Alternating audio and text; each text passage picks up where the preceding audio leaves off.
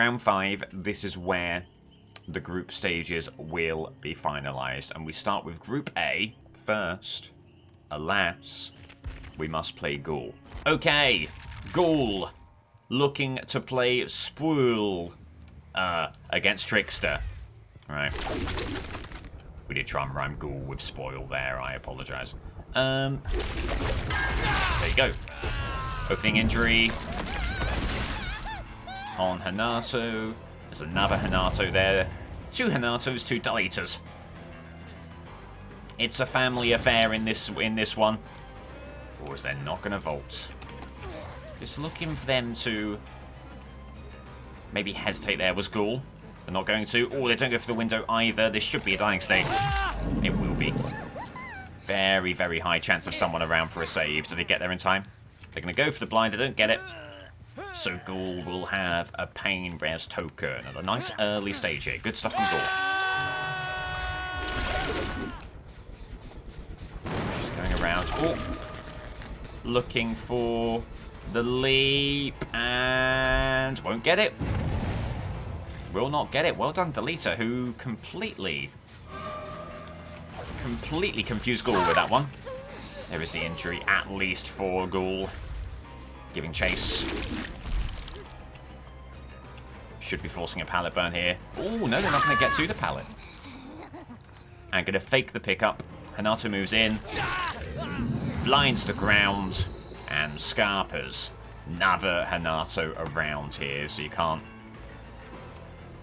be too cocky with this one. And she's going to slug Ghoul.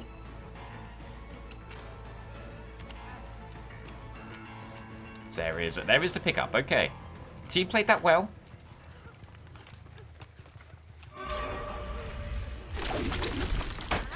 There's a pallet stun. And the gem pops. There's the heal over there as well. Still vault. And into another pallet stun. Difficult to see how Ghoul could have played this much differently. There was very clear pressure being applied to the hook there.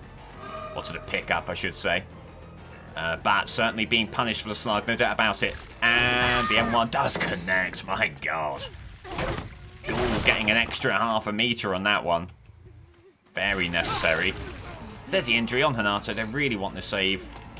They're not going to get it on this occasion. And finally, on the second time of asking, able to get the hook on Balita. Painware's second stack out there. Ooh, the timing on that is unbelievably nasty. They're just able to get this gem before it. What a shame. What a shame, and who knows what gen Painware's actually hit there, but probably not a very important one. As the scratch marks end, and so does Ghoul's hope of continuing the search. Moving on. Going back to the hook. Injured party now fleeing the scene. Lost out on a big pain res opportunity, did Ghoul. Feeling a bit irritated with that. Going after the injured party off the hook. And no DS. The blind does not go through.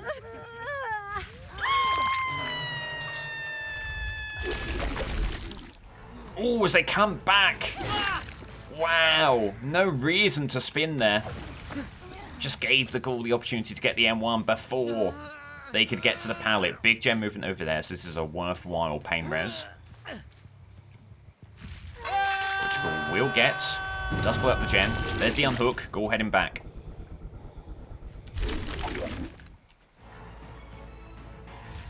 Just looking to take the M1 on Hanato, who took the opening hook all that time ago. And this will connect. No doubt about that one. Okay. Ghoul forgetting themselves, forgetting their power. Having to cancel here, which is a damn shame. You have the M1, you have the dying state if you don't do that. Okay, and it's a moot point. Do you get the sense there could be head-on here? Ghoul's not going to test the theory. Just going to get the hook.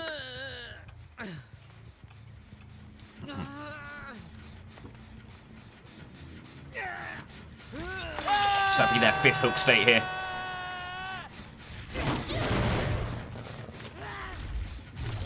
Ooh. Just Whiffing. Whiffing there. With the leap, it just slows them down a little bit. The leader trying to take aggro. No doubt protecting their friend, and it will work. Ghoul losing sight of the other survivor.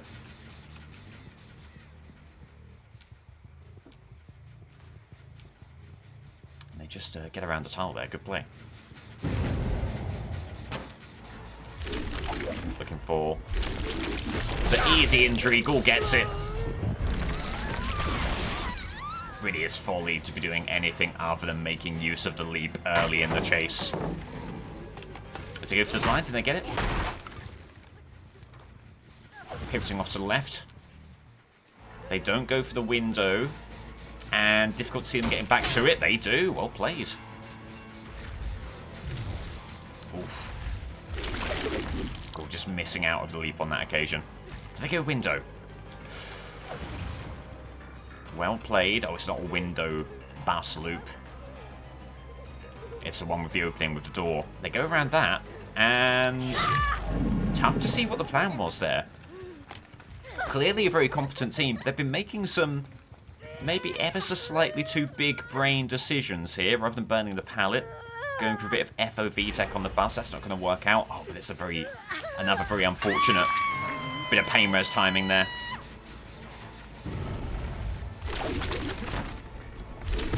Oh, is Ghoul trying to go for the leap. The bites doesn't get it. Gives Hanato the opportunity to move in for the save. Hanato in the very dashing, minion-esque garb here. There's the injury. Okay. Big call here. Salita trying to take a hit. Not going to be able to. Unless it's a torch save, it'll be a 3 survivor situation.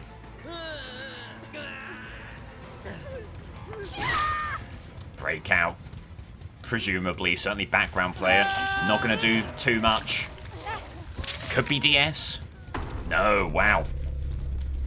What a situation, what a turnaround for Ghoul. As they just get the middle gen. They're going to try and body block here. They won't be able to. It will be a hook. And a very, very good opportunity now.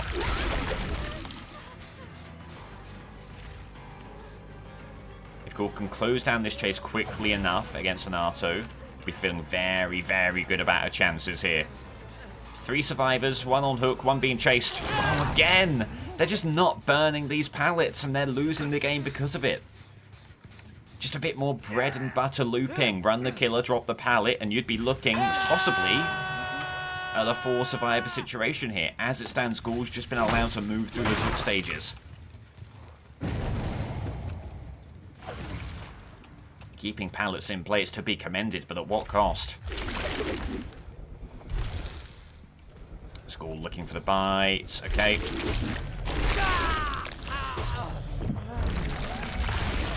Hanato just offering another way out of a chase that Ghoul didn't like all that much anyway. Should be a pallet burn here. Finally is. They're going to go for a blind. They get the gen. They get the gen, and it's a no way out situation now. As they will surely... There you go, moving over to the escape panel. Because of the bubble, you couldn't see the survivor. The bubble denied the intel on the survivor, and where have they gone? On a personal note, if I'm ever in any kind of development or game design space and behaviour, first thing that's on the chopping block, the bloody bubble. Get it out of here. Anyway, that's just my opinion. Ghoul, then, denied the opportunity to chase someone around the gate, loses them entirely.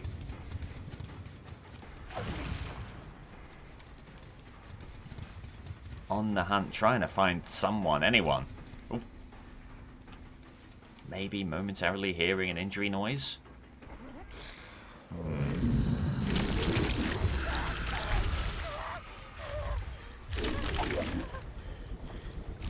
Things are looking pretty grim. No way out has passed and nothing to be shown for it here. Hanato gets healed up.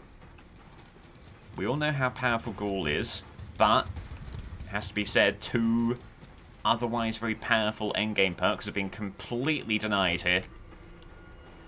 None are free, and no way out. There goes Nato, okay. So at least an opportunity for the chase here. There's the injury.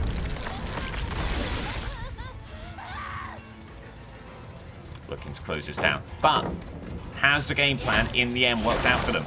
All these pallets they otherwise could have burnt. Now in play. Being dropped here, there, and everywhere.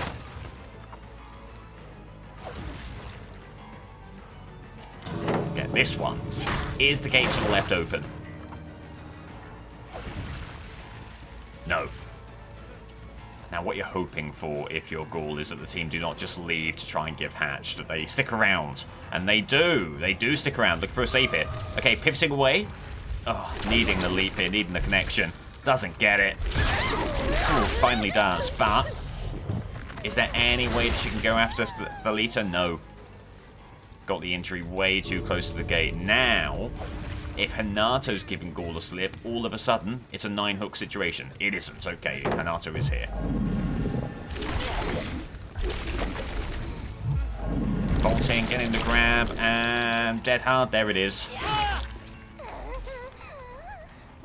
But kind of not wanting to settle for 10 hook statuses here. Just going to head to the gate. Issue the challenge to the team. And who knows, if they misplay this, there could be something in it for Ghoul. Oh, damnably close there, damnably close. Almost managed to eke out an 11-hook situation. Now here's the thing, does Hanato crawl to the hatch? Hatch which is right here. Okay, no hatch there for Hanato. Shouldn't be too far from this tile. Oh dear. Oh dear, oh dear. There they are, there they are. Okay, so it will be a 10-hook stage game for Ghoul. Not bad. We'll see if it's enough. RPD, it's a bit rough, but Trickster is running the Ricochet add-on. That could get some honest value here. Okay, big, big, big matchup. He can secure his place in the playoffs right here, right now. 8 hooks or 9 hooks. And he qualifies. 10 hooks or more, and he qualifies as winner of the group.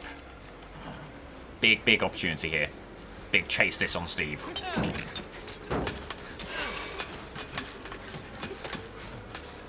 And just trying to eke out the hits with the Ricochet Blade's not quite going to happen. Needs one more hit. Gets it.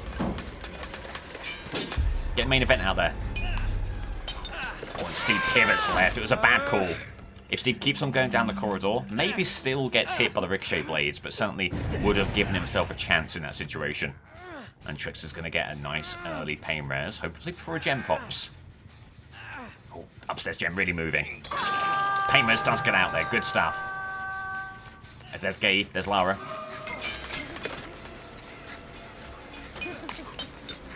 Oh, just out of blades is Trickster, and they'll know that as well. They'll know that, so they'll play things a little bit differently, a little bit greedily. Gotta reload.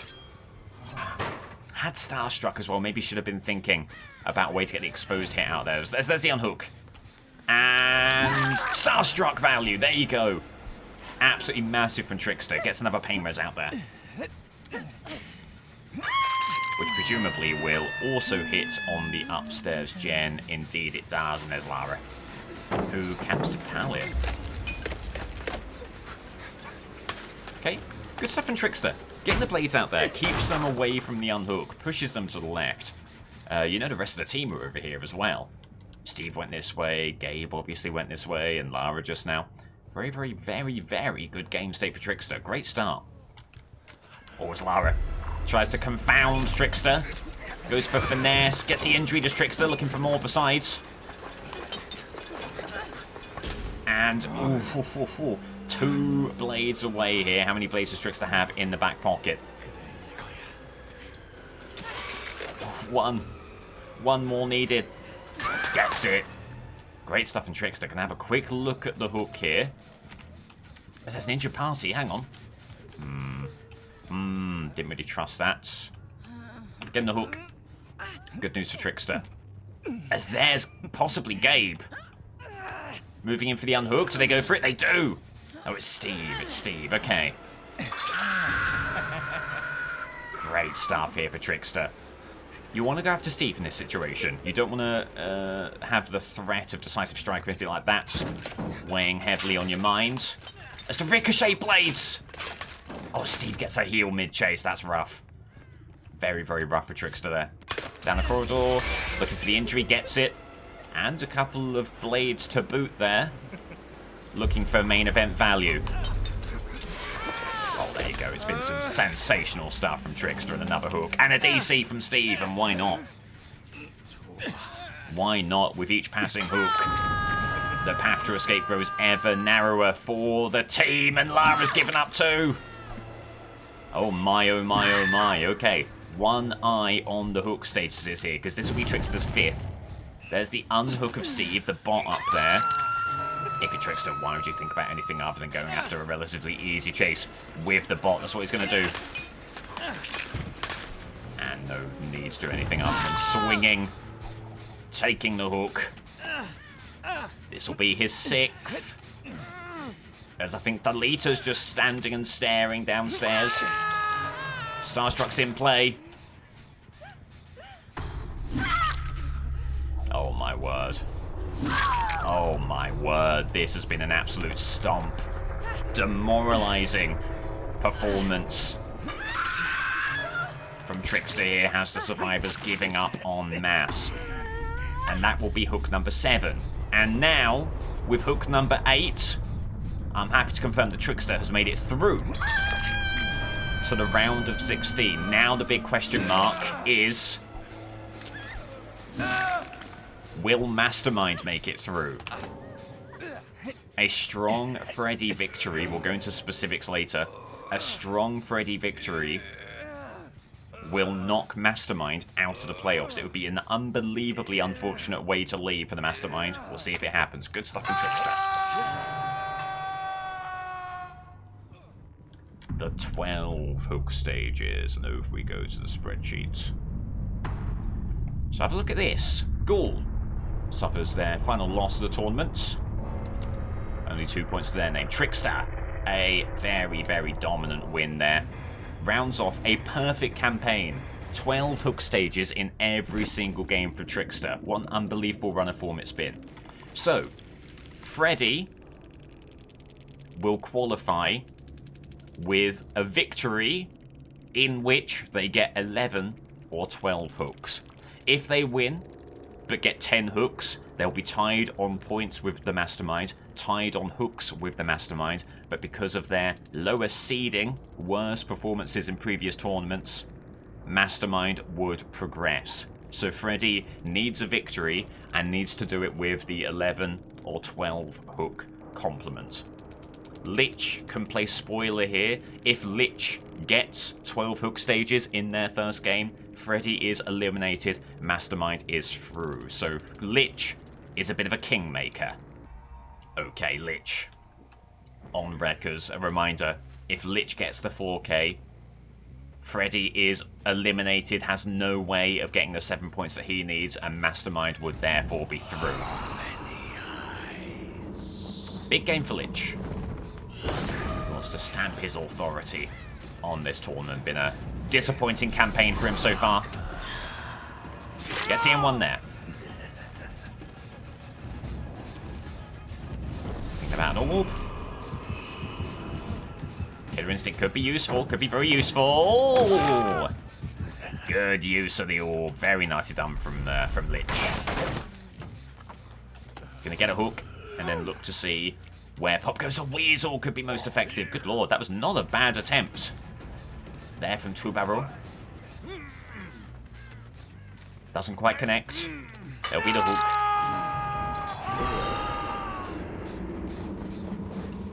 And big gem movement here.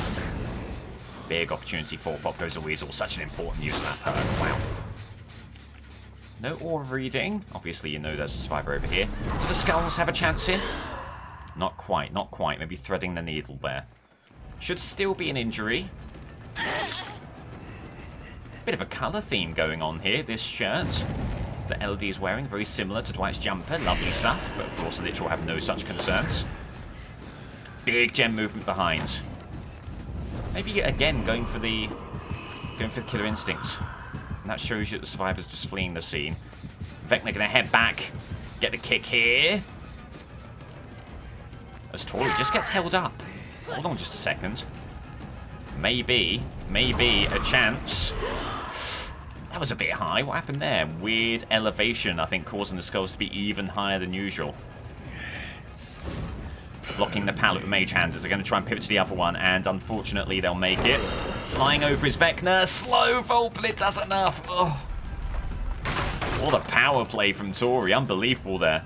Not phased at all by Vecna's flight and just slowly shimmying back the way across the pallet. Ridiculous. As the skulls do not connect, good ducking. That will still be a dying state there, okay. Ooh. Says Elodie. Gem pops. Can't see which one because of the visual bug. Presumably, it's the gen all the way over on the other side. Okay, as Elodie here may have given away. From the dark. An injury, certainly has. Good fake out there of the Mage Hands from Vecna. Was that intentional? Or was Vecna simply not able to get Mage Hand out there? We may never know. Who can say? That's the orb for possible killer instincts, okay.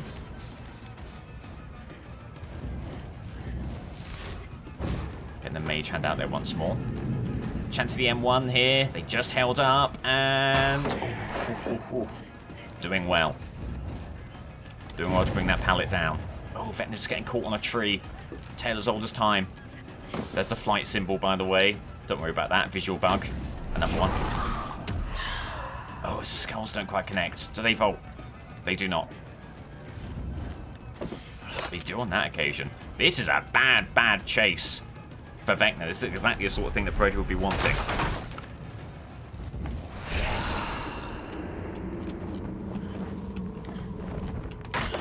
Okay.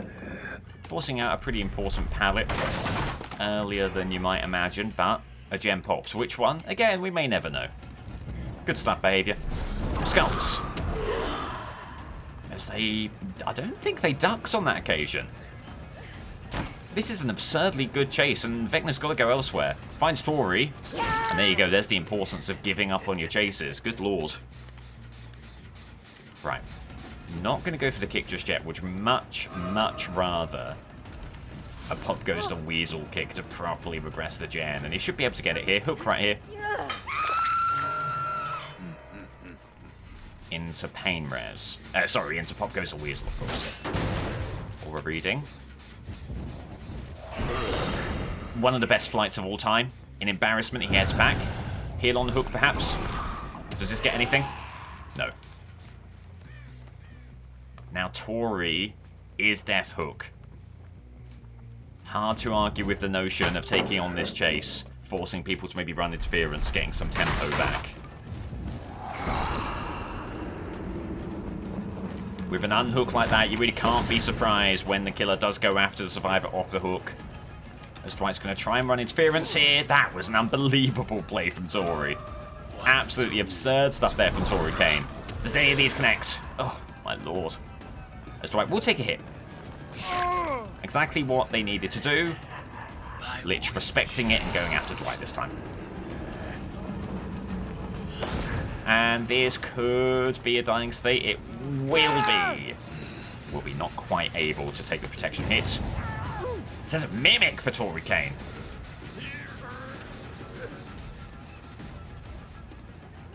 Gives you a bit of intel on what they're doing. Are they able to get the gem before Vecna gets there for Pop Goes a Weasel? No. So an absolutely huge play yet again from Vecna. But they were... There was that question of all the while, where is Elodie? And it turns out Elodie was moving Shaq Gen along. There's the unhook. Just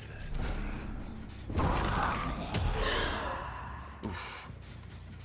They were a bit slow in crouching there. You thought there was maybe an outside chance. An outside chance that the skulls could connect.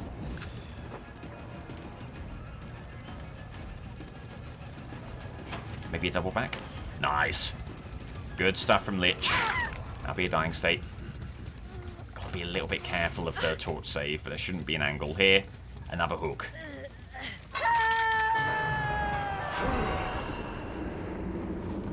Right, back to middle gen. Pushing them away from that. Ah, not quite able to fly through. If you could find a way to fly through that window, you could have been in a very good spot. Now, if you're Lich, you probably play the situation, and the situation demands that you stay on the side of the map with the Survivor, with the far along gen, and with the hook, and force one of Dwight or Tori to move in for the save. Neither of whom will be wanting to do so here. If they felt they get injured. They don't. It's pretty absurd, to be honest with you. Okay, head back.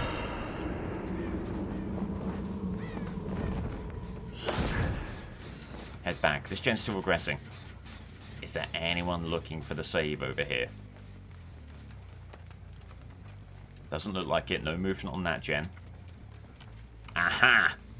So there's some sensational aura reading. Weave attunement really coming through in the clutch. So, injury on Tori.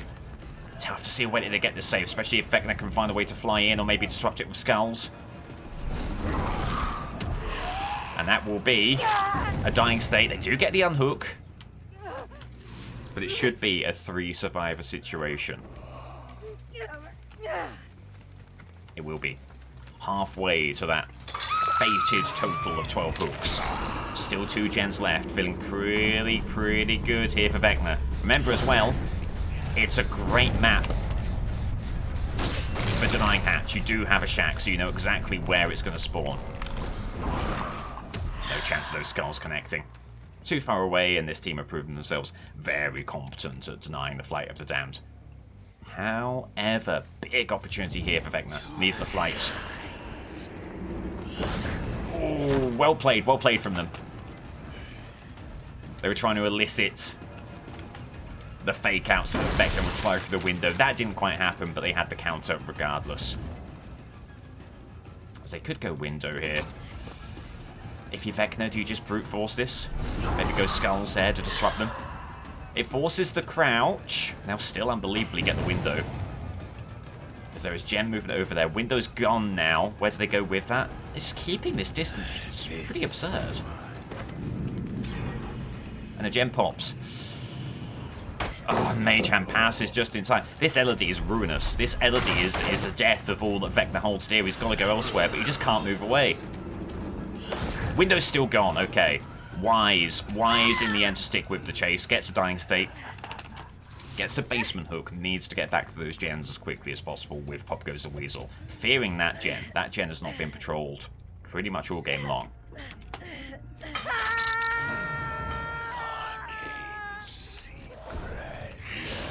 Away he goes.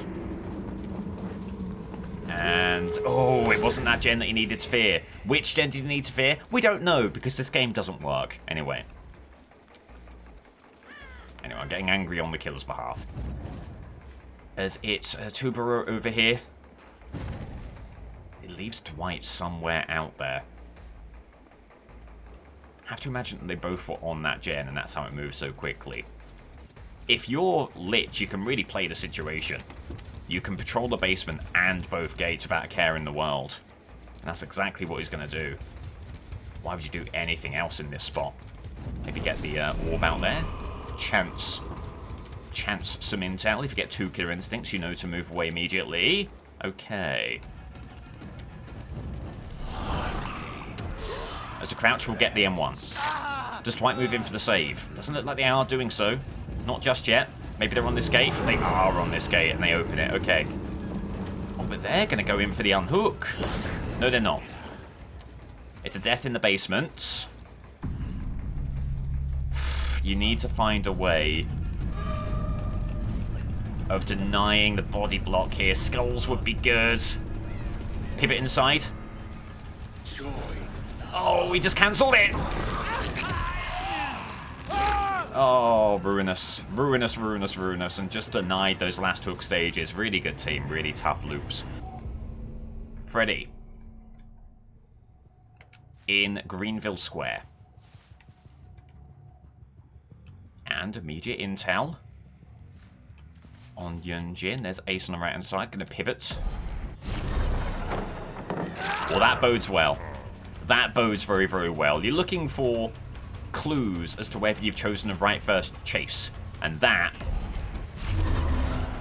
could be brilliant for Freddy as the Dream Snare connects. Might deny them the window. Won't quite. But there you go. Okay, brilliant opening for Fred there. That'll be a very, very early pain res. So early that you might even be thinking, do you keep pain res for later? But no, Freddy's not going to risk anything here. Going to go for the gem regression as early as possible. Maybe even teleport to the cinema afterwards. Watch a movie. Oh. Oh. My god. Right, so there is a thing that Freddy's been plagued with all tournament long. There's a lot of delay with the teleport to a gen. So what he's doing is teleporting, not being sure whether it went through, going for it again, and that cancels it, and then the cooldown is very, very long for doing it afterwards. It is something that Freddy really needs to clean up if he does get to the playoffs. For now, not going to let that ruin what's been a very good game. Good decision there from Yunjin. Very few times do you see people vaulting. Very few times do you see people vaulting on that balcony, but Yunjin does, and to great effect. Freddy teleporting to the heel, which of course is part of his arsenal now. Try and get a snare out there, and doesn't quite connect. Very, very audacious snare out in the open from distance. Steve keeps on going. Snare there could connect. It does not. There goes the pallet. There's something going on over there. Freddy may be going to head that way. Put some pressure on. After a very good start, it's been maybe a bit of a tough middle game here. As Ace has sprint burst, but might not be realising what Freddy's doing. Yeah, just got the sense there. Ace Visconti! Whoa. Walking towards the outer edge of Shack Pally. Almost a ruinous little move there from Ace. And there is a Dream Snare. That's another dying state. My lord, strange things are happening with this Ace Visconti, and Freddy is using these strange plays to keep in the game. Another hook. As Yunjin goes for the torch. Goes to the blind. Good dodge, but that should give Fred the M1 in Shack. It does. Gen movement there. Going to teleport that way. So there's the unhook. There's Steve, the injured party. Snare connects. Drop the pallet, and tough to see a way out of this for Steve. Yep. So another hook. Finally kicking it into high gear is Fred. Could be going for a pain res hook here. Very easy to do so. Right this way. Heel under the hook. Bit risky. They get it. But there is Yunjin. There is the injured party still here. Dream Snare. Which connects on Ace. Ace, who again has been playing so strangely. Sprint burst to get to Shack. How about a little fake out to try and get him to vault? Love the idea.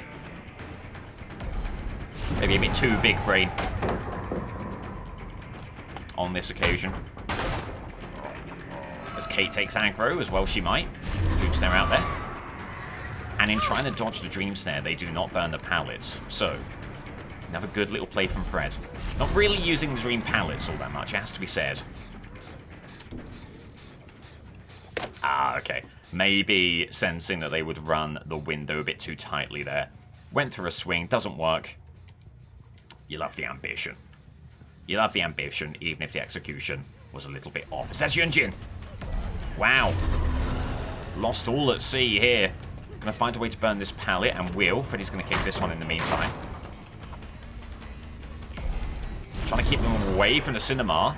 And that is a zoning Dream Snare, which unfortunately will lead to them getting this one. Oh, but they're not going to burn it. That's a bit risky. That's very risky. Could have been dead hard, perhaps. Okay, Freddy finally getting a hook after a few times of asking. This could be pain res for Yunjin. Not 100% sure. It is. Well, that's a huge play. Gonna teleport somewhere. Okay.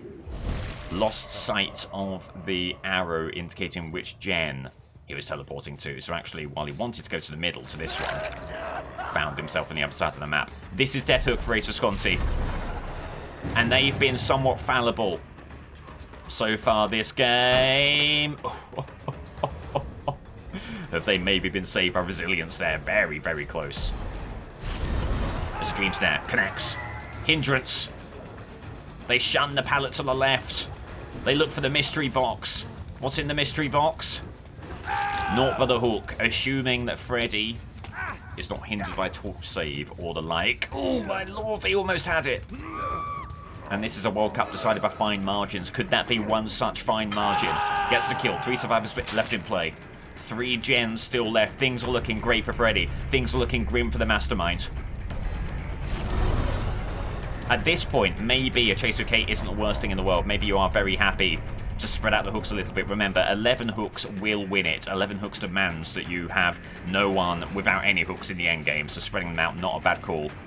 Good injury on Kate. There is gen movement in the middle. Big decision for Fred. You put pressure on the gen? He's going to. He's going to send the Dream Snare, then head over here. With how the gen's moving, probably a decent call. As Steve flees the scene, head towards the cinema. 3 gens left, but there's so many gens that Freddy hasn't been able to patrol. There could be a lot of progress here. We could be looking at an endgame pretty soon. It's an endgame that Freddy does welcome to a certain degree. Has Noed, has Blood Warden, as Steve finds a pallet. Not a great tile, this. Steve tries to fake out. The only thing really you can do on a tile such as that. Takes an injury. 2 injured parties, Steve and Kate. So good that Freddy was able to find Ace, able to get Ace out of this trial early. It is such a different complexion to this game having done that. As there's the vault, there's live. There's live. Good little play from Steve. Dream Snare connects though. And unless the pallet is right around here, that's a dying state, that's a hook. It's not pain res. Kate has the 1 remaining pain res token, so getting a normal hook. But the gen does pop.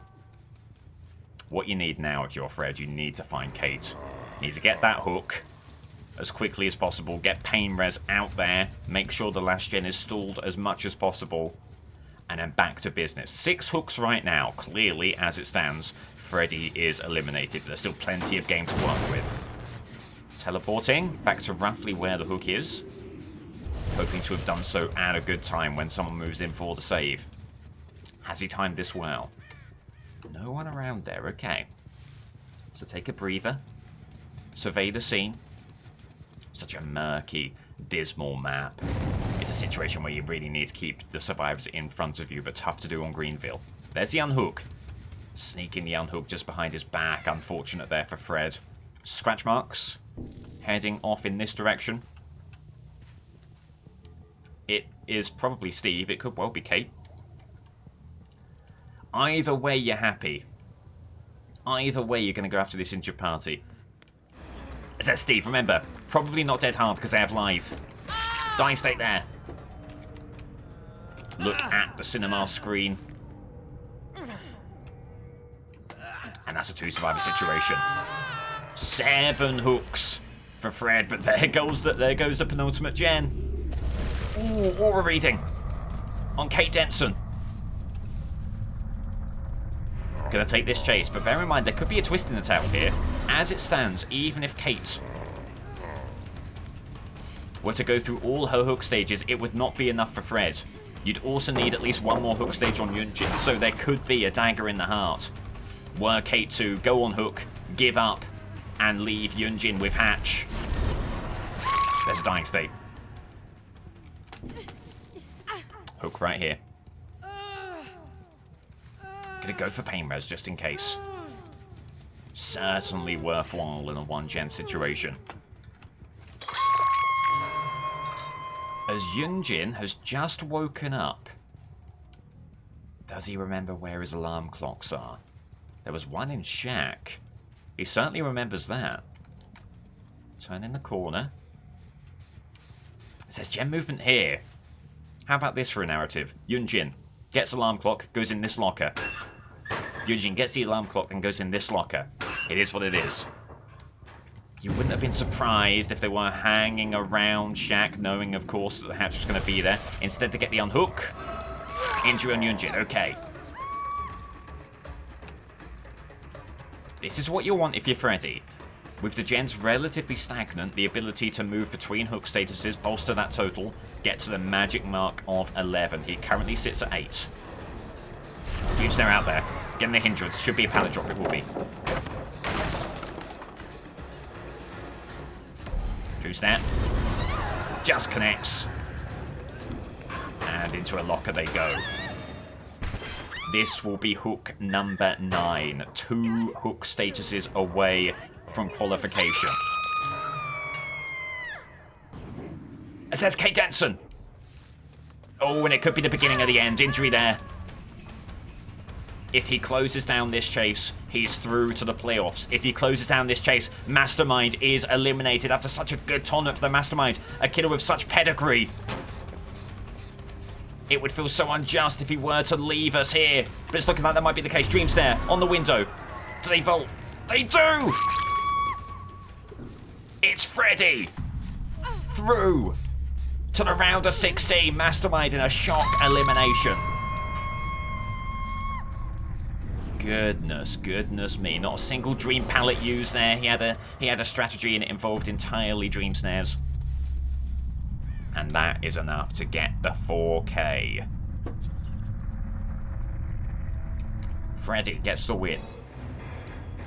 Puts him on a total of 45 hooks. Lich, of course, suffers a loss. A really bad tournament, a tough tournament for the Lich. High hopes going into it. So we'll resort by points and then by hooks, both descending. And Mastermind, in a stunning twist, is eliminated. Trickster and Freddy both go through. Trickster as the shock winner of Group A and Freddy as the shock runner-up. We go now to Group B, where we have some dead rubber games to play out. We'll see a few last outings here.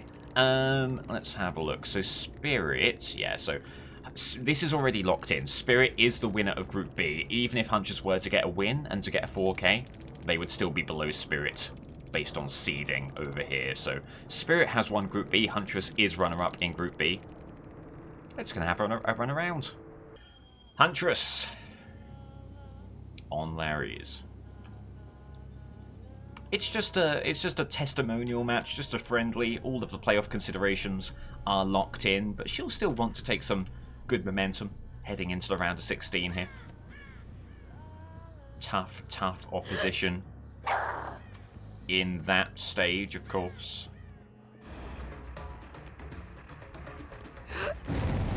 And just not quite able to find a hit with a hatchet there. Very tough map, this. No doubt about it. She's done well on it before. As they're going to try and turn the corner, and they will be able to, unfortunately. Well played. Burn the pallet when they need to. I think you've got to give up on this chase if you're Huntress. Maybe reload and head elsewhere.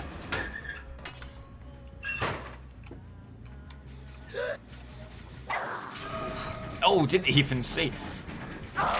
You're gonna be stunned.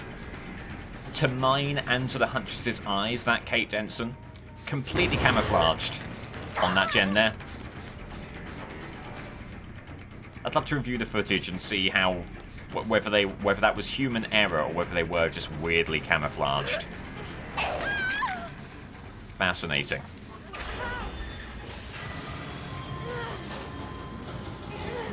Okay, well, no matter. First gen pops, unfortunately. Painra's out there. And scratch marks.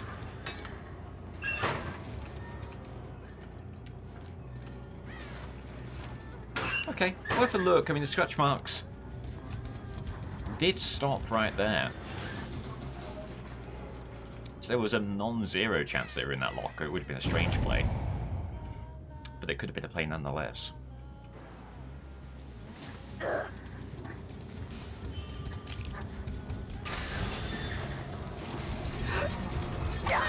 Good injury there with the hatchet.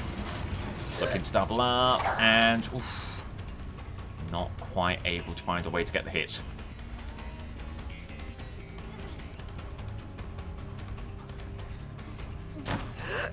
And just wait. I can wait all day. Okay. Turns out we cannot wait all day. Gotta put some pressure on here. Gotta be a pallet burn. Wow! That is remarkable restraint from V. There you go, there's a dying state. Nonetheless.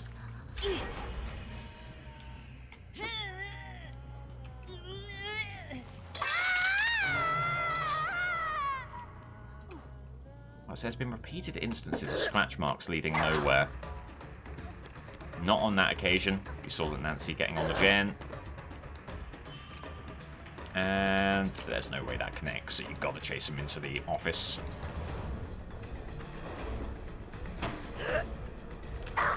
Oh. Trying to find a way to fit the hatchet through the window.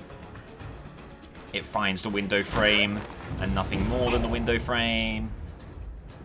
Good news is, at least they have fully depleted the window now, but only one hatchet to the Huntress's name. Gotta be a drop here. Good team, this. Good team. Keeping their wits about them.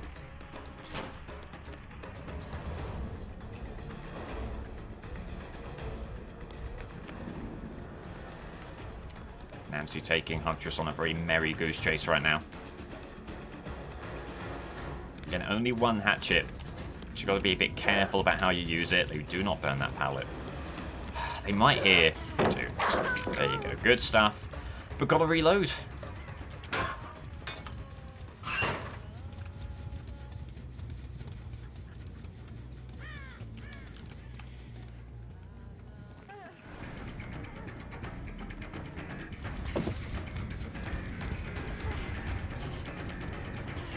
Slow vault. Oh. We were going to say that would be punished every day of the week, but hatchet flung into the bedpost there.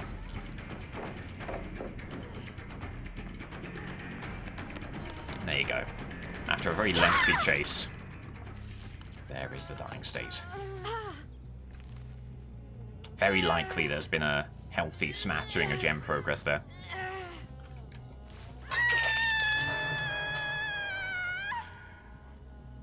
Surprising that a gen hasn't popped, but one or two may pop in the next 10 seconds or so, if I were to guess. Big movement here. Yep, there you go, one over there, and this one was mighty, mighty close.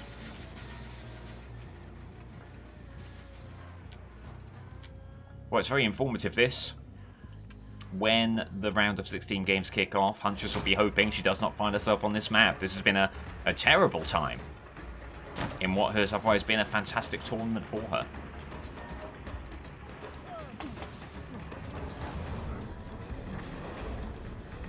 Just so many loops that counter her pretty strongly. Opportunity here for an injury. Connects. Go window, nice little diagonal line to keep on them from Huntress. And doubling back upstairs. Oof. Good play, you anticipated the immediate vault. You don't get it. They did drop on that occasion. Was that balanced landing to get away? Possibly not. There's V.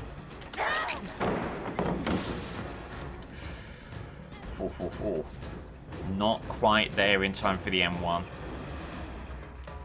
feel like you need a hook to take you into the end game, right? At the moment, you're staring down the barrel of a pretty rough 4E.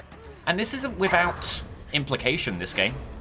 You know, the number of hooks per game will be used for future tournaments, for the seeding, for the group draws, and for tiebreaker implications. So, Huntress really would like to avoid a 4 or 5 hook demolition job here. She will eventually get a hook. This is important. Gets the third no way out stack out there. Huntress Lullaby has been a bit of a write-off the caliber of these teams, you feel like they're not going to be too hindered by Huntress Lullaby. You're hoping, really, you run into a streamer who has to have one eye on chat, who could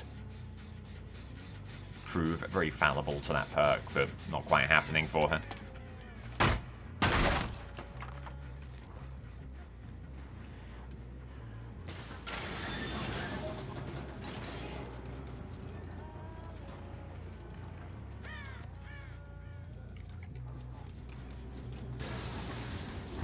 The unhook and the heal, not able to find where they went.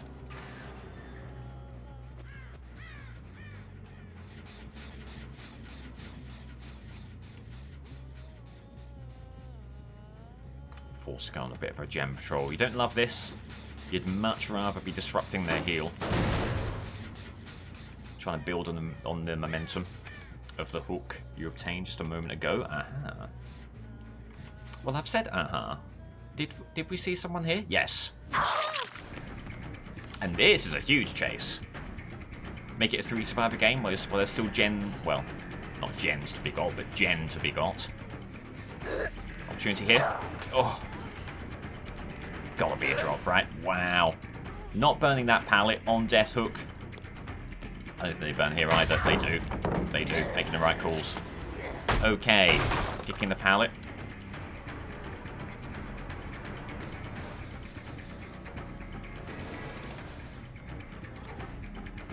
Gem movement over here. Gotta pivot back. Oh, been absolutely gamed there by V. And that's the last hatchet. Gotta reload.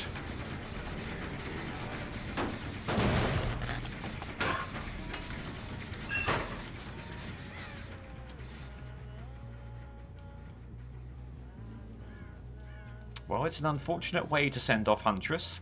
They won't care all that much. They'll have one eye on the playoffs. But not the way you want to leave the group stages. Big opportunity for Nemesis here, of course, to get back some points after a very unfortunate campaign for him.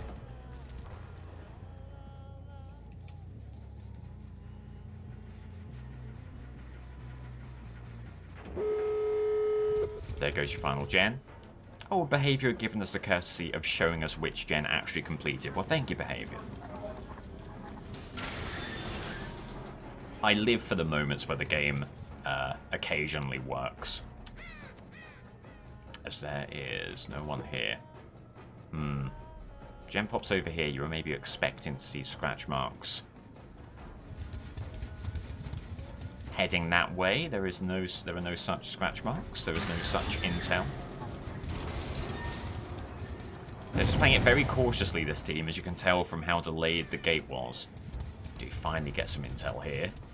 There's Nancy. Not 100% convinced it was Nancy who actually opened the gate.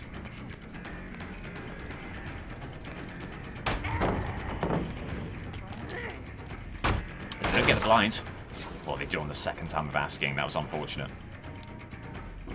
Okay, there you go.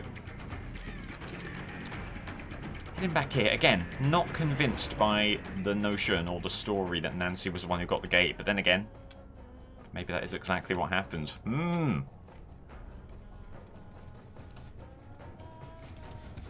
Okay. Well, No Way Out will just pass. Maybe in time to meet someone over on this gate panel. We've seen it time and time again in this tournament. If you get an endgame hook, particularly, obviously, someone who's not yet dead on hook, the altruism that inspires can swing things towards the killer's side. But there's a lot to do here, and not a lot of time in which to do it. There's Kate. Hatchet connects. Ugh. But they find themselves a pallet. Okay, well, you've got to be trying to force them away from the gate. That's got to be the plan here. And has done so for now.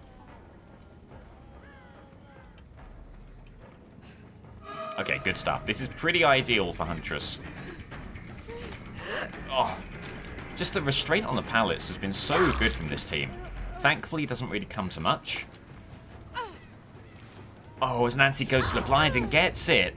You had no notion of them being there. Still, they're so far away from the gate, so there's still an opportunity. Ooh. For a dying state here. It's Nancy. How aggressively do you body block this if you're Nancy? That misses, and it should be all over now. Injury there on Nancy. GG. GG, unbelievably well played. And now we wait for Dwight, who was also in this game.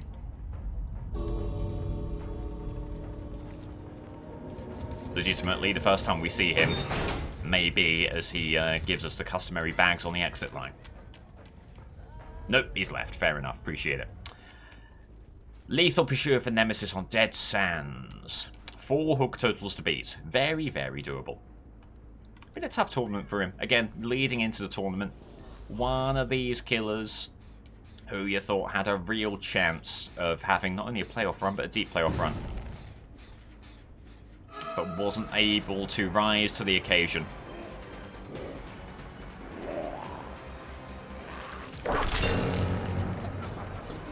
Gets your mutation rate out there on Vittorio. Heading to Shaq, looking for the injury.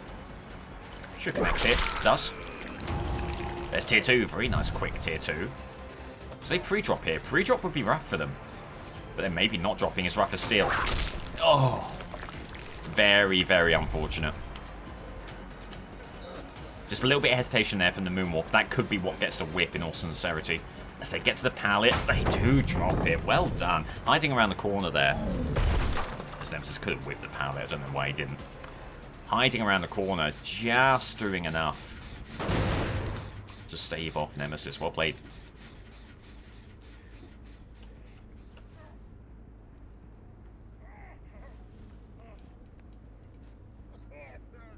And there is a chase, and there's the Philharmonic. Okay, good stuff. Says a dying state, finally. Good chase from Vittorio. They can be happy with what they've done. So there is movement on that gen over there. Eruption giving that aura reading. No surprises that the gen over there pops. Presumably, no, it wasn't that gen. Again, we don't know what gen it is because the game doesn't work. Oh, there goes another one. Okay.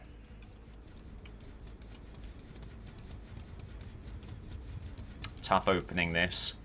Although, with the hook total such as it is, Nemesis 1/4 of the way to the total. Big, big gen movement there. Really want to put a stop to that. You don't want a 2-gen situation this early. Get the kick. Move in.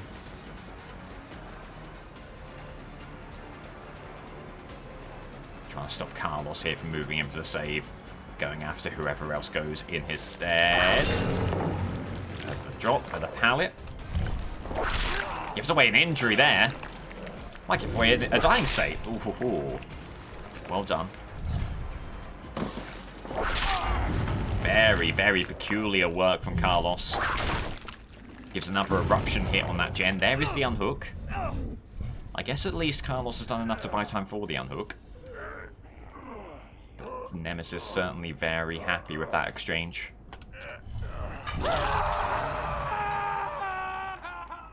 Alright, as there goes the gen. There goes Barbecue and Chili. Big intel over here. The healing party. Gonna put pressure on them. Just held off on that whip and allowed a very easy dodge in the end there for Gabe. Slow vault. Good injury. And there's tier 3. And this is where Nemesis is so impactful and so powerful.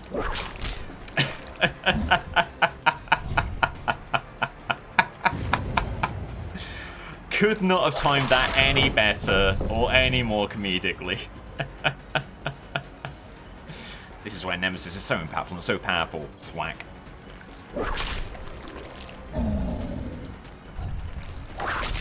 Oh dear. Oh dear, and is that bit of commentary going to be the death knell of Nemesis's tournament here? This is appalling stuff. After it looks so good. M1.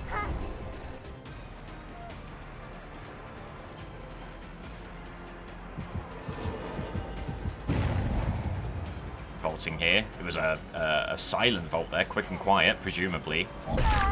Nemesis stuck with it. gets another hook. Okay, 3 hooks. Once again, 4 required for the draw. The tie, 5 or more for the win.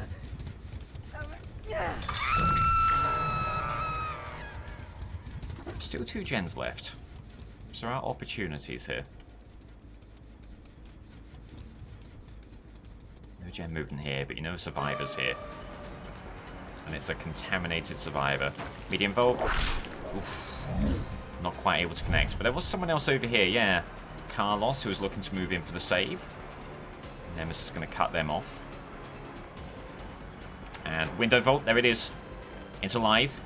Oh, that's Gabe to move in for the save. So Nemesis moving to and fro. Doesn't go for the unhook, and there's no reassurance there. That could be a bit tough.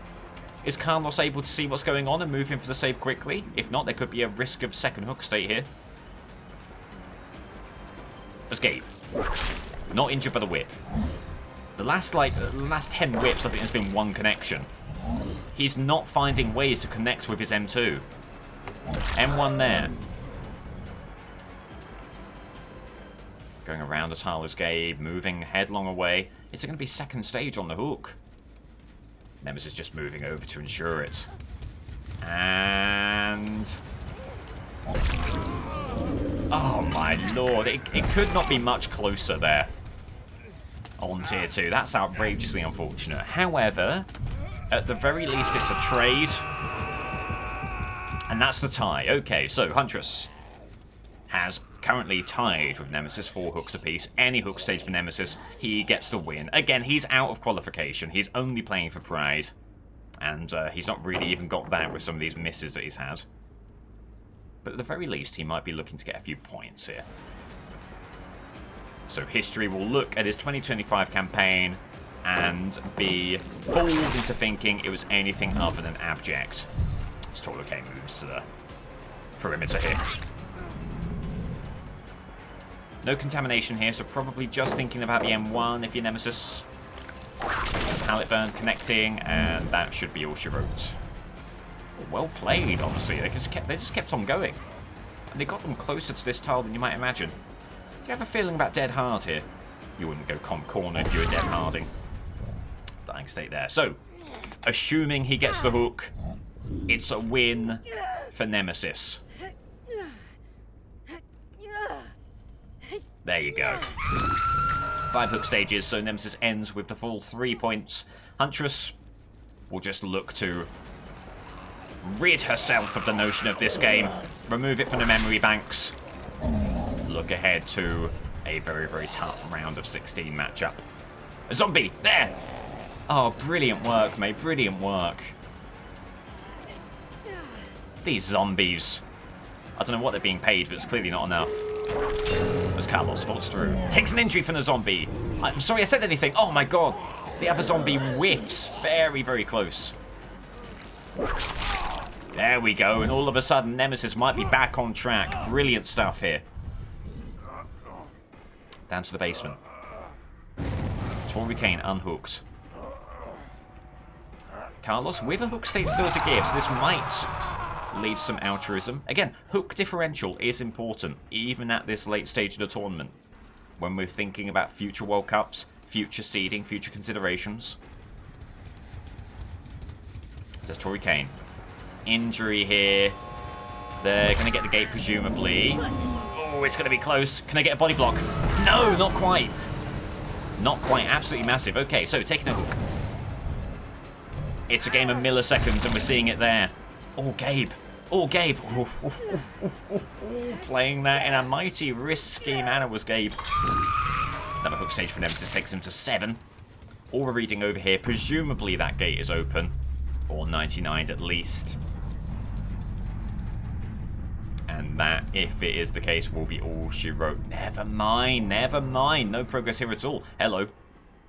Scratch marks over here. Gotta get the injury on Vittorio as soon as possible before they get any closer to the gate. Even this, I think, is too much distance. They just have a real head of steam here. Carlos on the gate there. Maybe they... No, it's all over. Trying to go for the whip. Good injury there. Is there any chance that they play it in a cocky manner on the line. They do not. GG. So we move now to Knight versus Executioner. Two of the worst performing killers so far in the World Cup. This is a real New Orleans Saints versus New York Giants situation.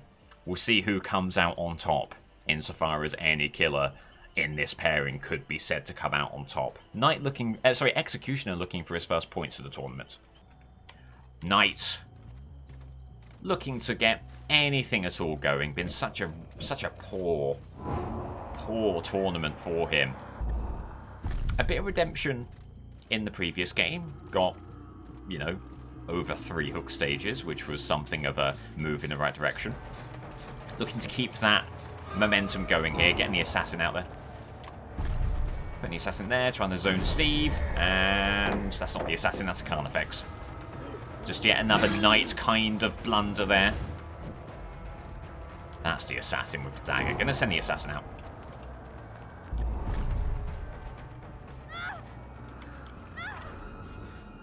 And Knight is being followed by V, so turns around, gets the hit there. Unfortunately, the assassin doesn't connect with Steve. Sends another guard out there, puts it in shack. Will that connect? It does. Really, really tough to see a way out of this for V. Never mind, they get away from that easily. Go around this way now.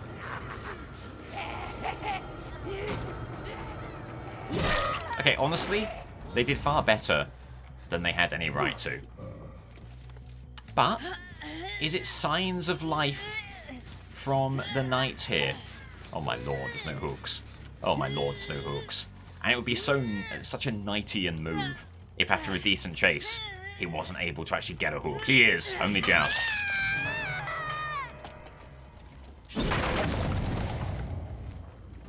Just get the jailer out there for a quick patrol. Just right down the middle, right down Main Street. That will not connect with anyone. Okay, pop goes Weasel. Get some decent gen regression there. And probably giving chase with Jill, who did a couple of quick vaults there, wants to chase. Oh, there's Rebecca. Out of nowhere, there's Rebecca. Perhaps the assassin? Nice. That just forces Rebecca to take a line they did not want to take. And it'll be another hook for the Knight. Well, well, well, well, well. 2 hooks before a gen even completes. Remember who we're talking about here. We're talking about Knight. Knight, who after the first opening couple of games had a 1.5 hook average. These are giddy, giddy heights by his low, low standards. As there's V again. Who probably feels good about their opening chase. Looking to get another one going here. That'd be injury. Getting the assassin out there. And that will connect. Good stuff. Okay. Knight probably going to leave that with them. Have a look around here. Gem pops over on this side. Bit of movement here, but not too much. And V just running in a straight line. That should be enough to counter the assassin, unfortunately. Sending the jailer out. The jailer's stuck. Where's the jailer going? There goes the jailer. Brilliant. Brilliant stuff from the jailer.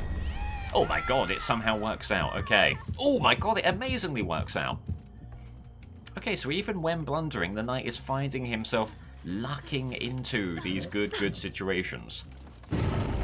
That will be another hook state. Brings the Knight to 3.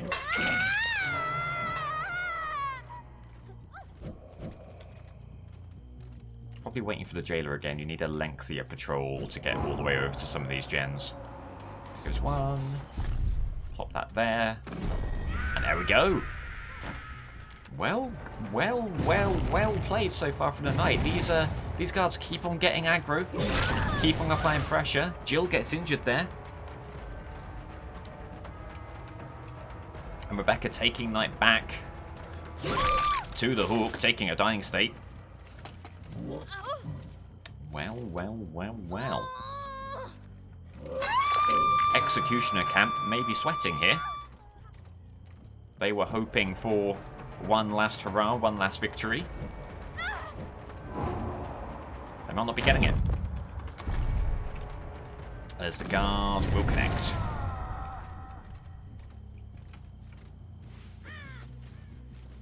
And now V in a big spot of bother. Blocking the pallet. That will not be an injury from the guard. Unfortunate.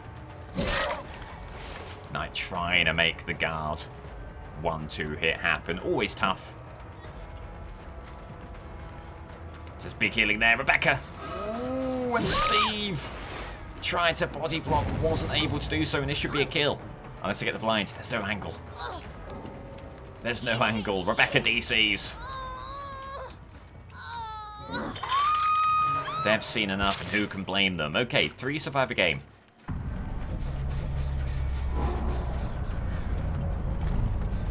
The assassin connects on Jill. And... ooh, like someone else got the banner there. Maybe. Not entirely sure what happens, but nonetheless. Oh my god, Steve. Steve is putting himself in position to try and go for these saves, but just not getting the body blocks that he needs.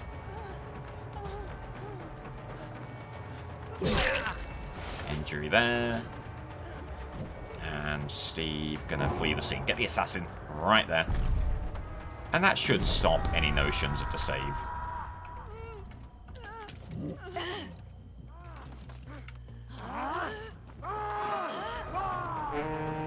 And... oh. Again, the assassin just dispelled before getting the hit.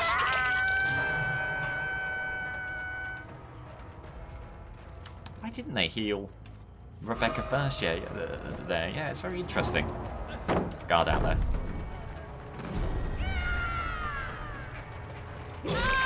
Alright. And V gets a gen. We don't know which one.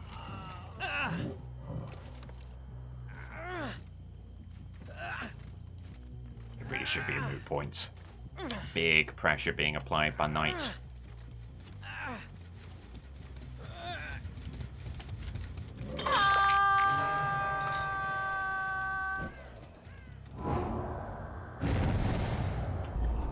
Get a guard out there. Wanted to see whether you could spot V moving in for the save. Not quite able to do so. However, there's V, and that's game. Wow, what a way to end it. The double hit on the 2 remaining survivors with the guard and with the Knight.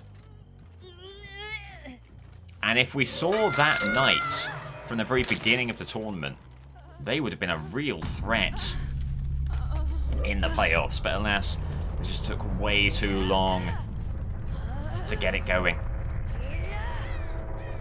But a good performance, and it means that Knight will not be leaving the tournament without any points at all. They're guaranteed at least 1 point from this matchup. Well done. Executioner on the Garden of Joy needs 12 hook stages to salvage a point and to get anything from what's been a cursed tournament for Executioner. And that is exactly what we've been seeing for this customer. Whiff after whiff, non-hit after non-hit, denial after denial. Faking out the M2, and that stops him bolting. Good stuff there. Taking the M1. Ooh, what was this all about from Lara? Maybe hoping that Executioner would send the M2 through the pallet. Big bold move, doesn't quite work out for them. And that'll be a basement hook for Executioner here. Decent start.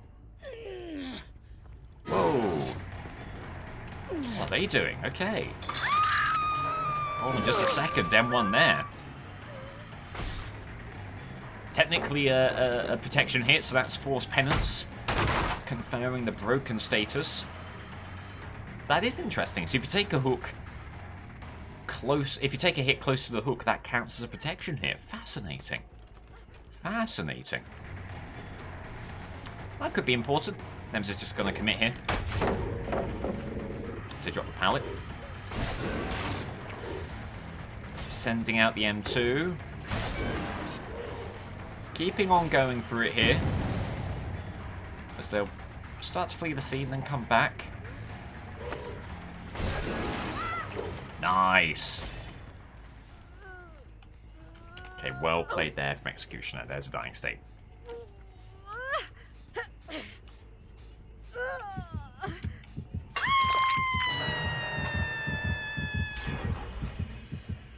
There's the unhook. 2 people fleeing basement. There's Lara again. Ooh, gives away an injury. And now they're stuck. Very, very unfortunate.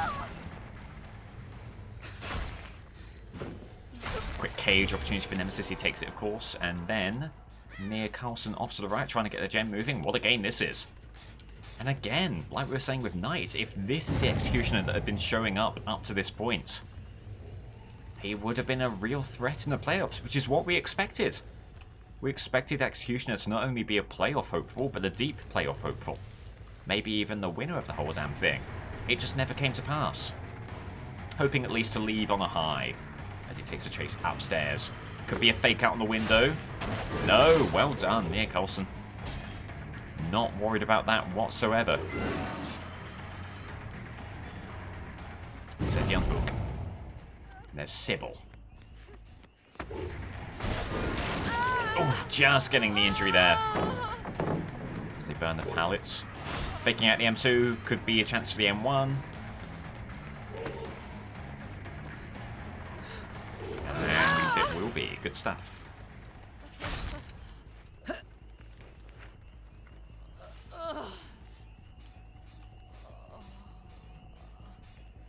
Hits when carrying and protection hits. I know about that, but that was not a hit when carrying. That was a hit just adjacent to the hook. There. Maybe, because it was very soon after carrying a survivor, maybe the state of carrying kind of lingers for a little bit, and that's what you were seeing there. Intriguing. Very intriguing. Whoa. Hold on. What?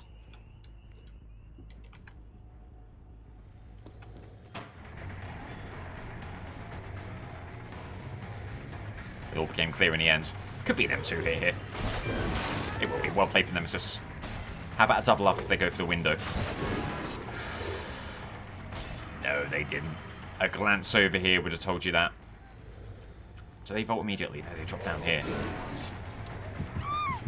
Okay, well played. So, a cage opportunity. As another gem pops. Very interesting.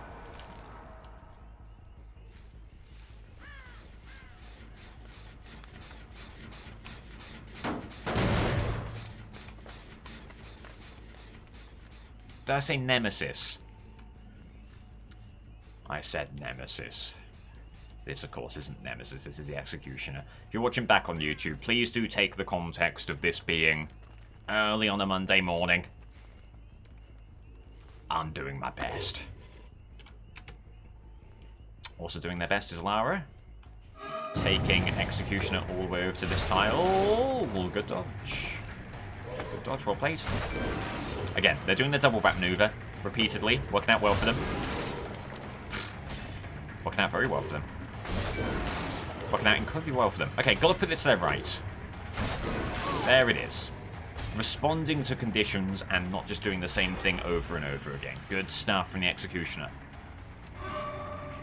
Big opportunity for a 3 survivor situation if you can close down this chase quickly enough. Oh, and they very slightly doubled back, but not enough. Executioner trying to account for that. I felt like you had a chance.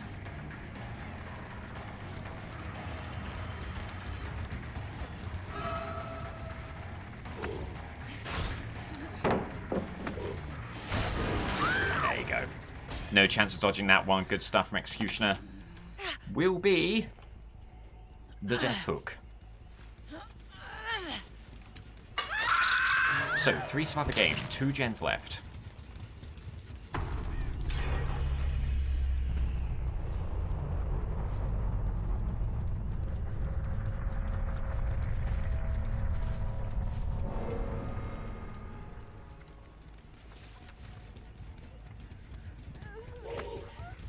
Pulse to the right, that could connect. Ooh, well played.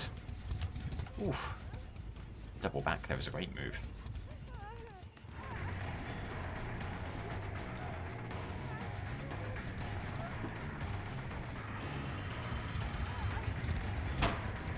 Just brute forcing this.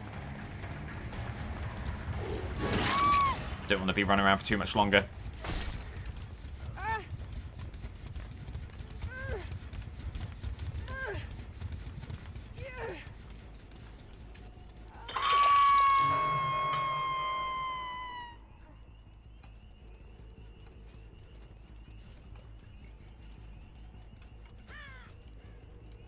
Well, considering it is Garden of Joy, and considering this is a killer who's been struggling all tournament long, it has not been a bad game.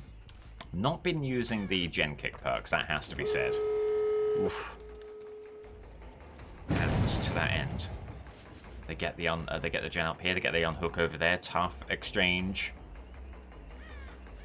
Really, really tricky game state now, considering you need the 12 hook stages. Oh, injured party. Hanging around here. Knowing that you need the 4K, you've probably got a slug, right? If you hook near, you just give them the green light to get the gates and leave. You need Sybil or you need Dalita. Might not be enough. That gate is moving far more than you anticipated. When'd you get the noise? You get the noise then? Ooh, and they come off. Okay. Big, big, big opportunity here. M1. This gate presumably also moving. Maybe not. Hold on. It is moving. You need to connect with Nem2. It's that simple.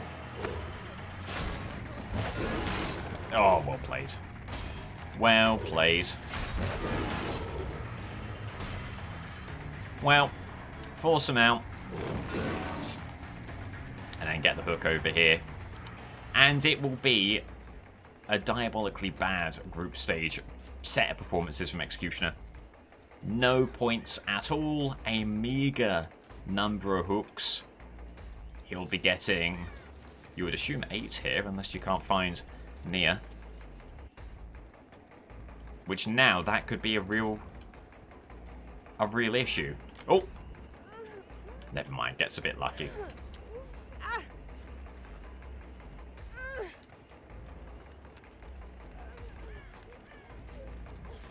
It is 8 hooks.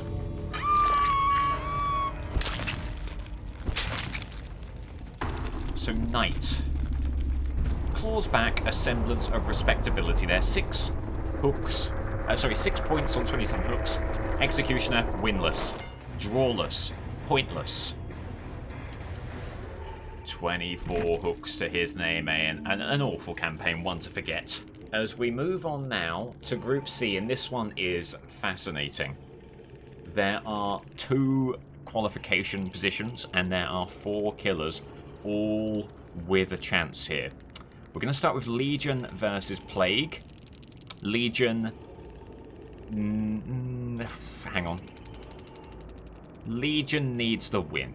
Legion needs the win. Legion does nothing here with a draw. They would ideally like a 12 hook stage win, in which case they would be level on hooks of the unknown. They would not leapfrog the unknown. Okay, so Legion, the best they can do is get 2nd place, at which point you're hoping probably for a draw between Pig and Myers. Or Myers could win, but then you'd be needing Myers to win with a very small number of hooks. So the path to qualification is very narrow here for Legion, but they do have a theoretical chance. Legion needs the win, ideally needs the full 4K win to keep themselves in play here. As they do just stumble upon a survivor who heads around this way, and early frenzy out there. So they drop the pallet. They do not. The pallet respect works out for the Legion. There's the opening hit with frenzy. Someone out on the periphery. Good opportunity here to get the 2nd chain hit. Oh, they'll just get to a pallet. Nice! Okay. It was a game of who blinks first, and Legion holds their nerve. Gets the 2nd chain hit, looking for the 3rd here. Big opportunity. Oh, they just take a good line, and Legion, I think, confused by the warring killer instincts. Nonetheless, nonetheless, a couple of decent injuries there. As there is discordance over there, good to know. And that has to be at least one injured party, you would imagine. Gonna head that way. It is indeed, good call. Medium Volt punished by Legion, and another injured party over here. Hold on, just slugging. Getting the kick. Getting ahead of them. Putting it all on the table here. Legion knows they've got to make the best of this situation and try and eke out every advantage they can. Unfortunately, another pallet found, so now at this point you probably do have to go back and get your hook. Still, a productive venture. Pallet's broken, map somewhat managed. Looking for the hook here. But Fun crawls away. Tough situation.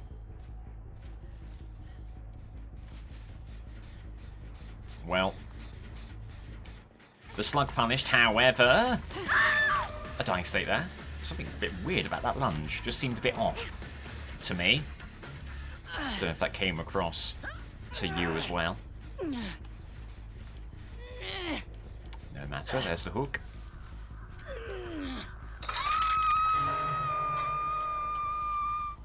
Legion, they really do not want to be slugging at this point. They'd love to get the hook, in fact. But just no clue on where they crawled. Okay. Back around here, try and put some pressure on. There was plenty of movement on the small boat gen. But this is the one that pops. Scratch marks, but heading where? Right here. Okay. Injury there. Okay, and there are the other two survivors. Oh. Just got a bit too eager to get the injury there.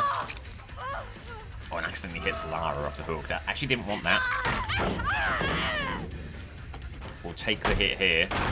This is a fun new tile in Swamp, the double pallet with the window. It's a horrible tile.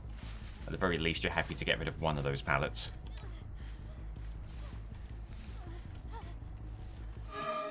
Okay, so what can Sable do in Shack?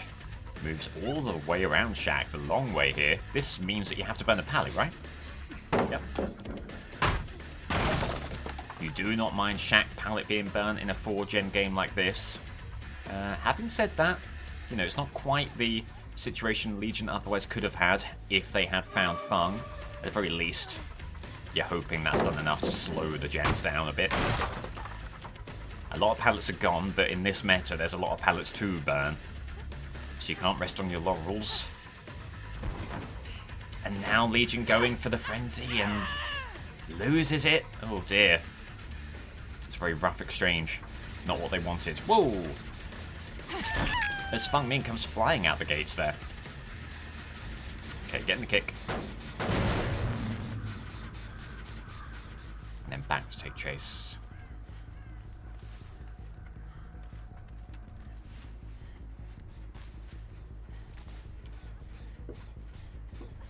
Okay, so it's Feng on top of Big Boat. Gonna try for the injury without going frenzy. And we'll get it. So, finally, on the second time of asking, a hook for Fung. And well worth it to try and seek out the Pain Res hook. Hopefully before that second gen pops.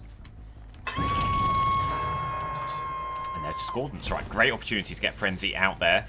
Take an early hit. There they are. Who's around here? Who's around here? Someone on small boat. Or on the other side of small boat. And that will connect. A big chain hit with a frenzy would go very, very well for Legion. They're going to try and commit. Okay. It would have been great to move around with the frenzy, maybe get a dying state from it. However, You can't give that gen up. Oh, there's the swing. And the deep wound means that even if they had Dead Hard, they wouldn't have got any value from it. Not that they would, of course, they've not been hooked. So, hook over here. Does Legion get this hook before that gen completes? Yes. Presumably that is the gen that is regressing. Check on this one as well. There's 2 gens moving at pace. So the kick there. Doubling back. Ooh. Having a look at Meg, you're wondering whether they would be taking chances. They're not. Chances, of course, can be taken if someone runs the appropriate offering. Ooh. This one just hesitates. And maybe fakes out the window. Well played. Hold, hold, hold. Sable's here. Okay. All of a sudden, you're chasing 2 injured parties around Shack. You've got to be happy with that. And that should be a dying state, barring Dead Hard, which you will, of course, wait out. They've got a key, by the way.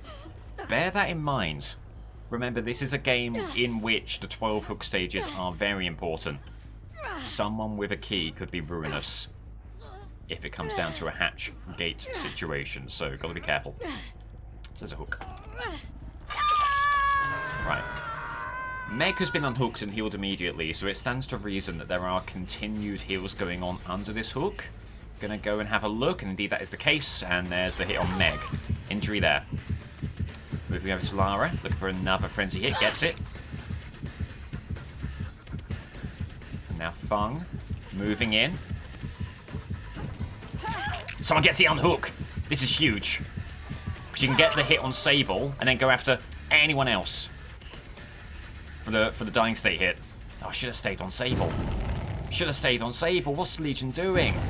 That was a golden opportunity to get the immediate dying state after the hook, but they've flubbed it. They've flubbed their lines. Deary, deary me. And a golden opportunity has gone down the drain.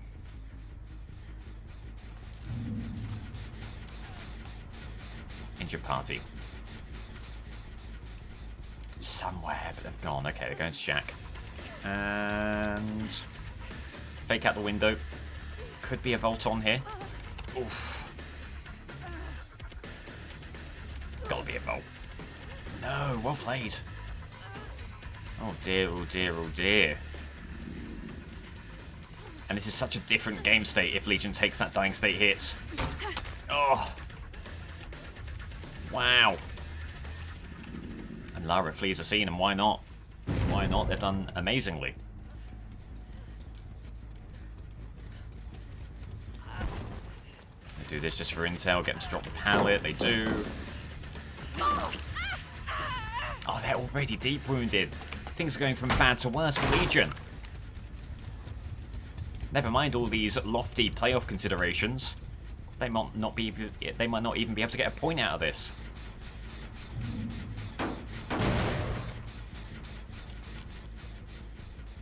Kicking the gen, moving elsewhere. And the team have done well to pounce upon what has been a huge error from Legion. Just lack of critical thinking at the most important moment there.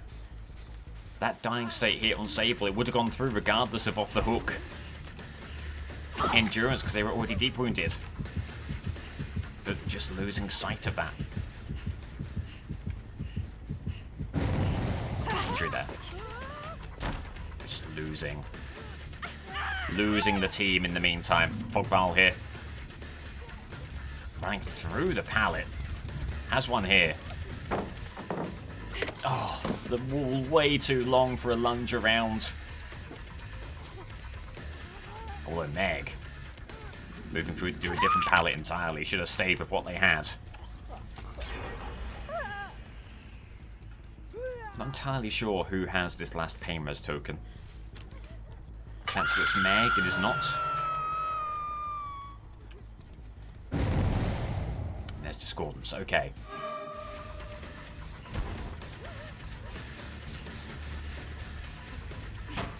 Legion taking way too wide of a line on that.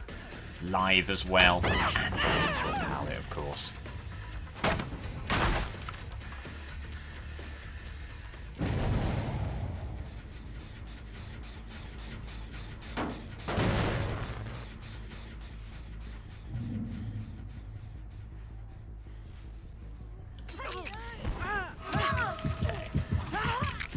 So a nice couple of hits there.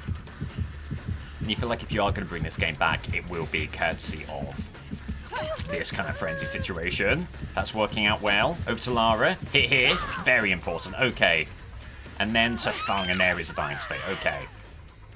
Exactly the kind of exchange they needed, albeit much later than they needed it. Is this a Painless token? No. No, that Painless token is still to be found. It will be Sable, because Sable will have been in the basement.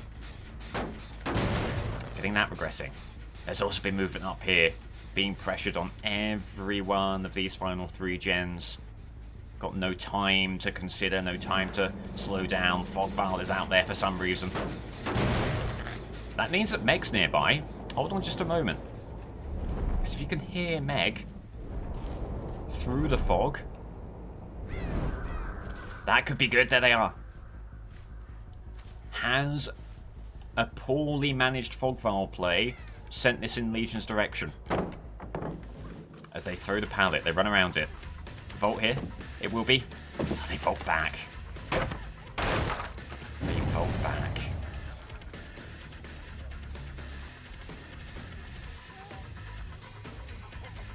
Okay, just finding them once again through the reeds.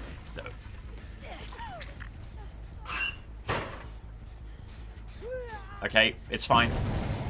Concerning, no doubt. A concerning interaction. I'm scared, I don't know about anyone else. But all's well that ends well. There's the hook. 3 survivor situation. Looking to find where they are, and they're over here. Okay. Very, very, very good stuff. Another hit here on Lara. There's a non-zero chance that Sable mends early. And if they do, they would give away the frenzy chain hit, but they won't. Fair play.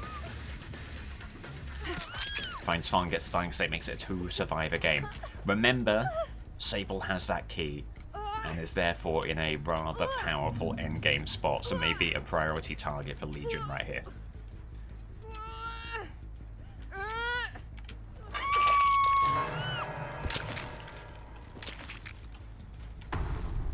Okay. Sable was somewhere over here, maybe right back on this gem, moving it along. They have healed up.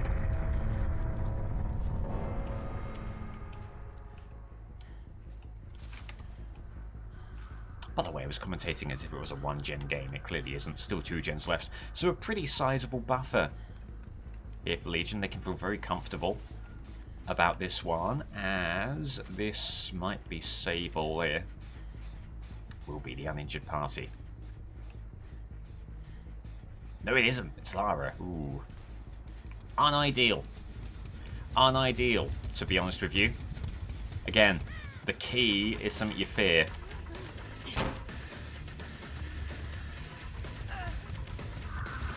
So maybe to that end, you know, Lara is a great looper. And they're going to keep on running you around. Maybe get the injury there and use that to find Sable. Which does then leave the possibility of Lara picking up the key and then using it. But, you know, there's always the chance they simply don't know that the key is there. Okay, so here's Sable.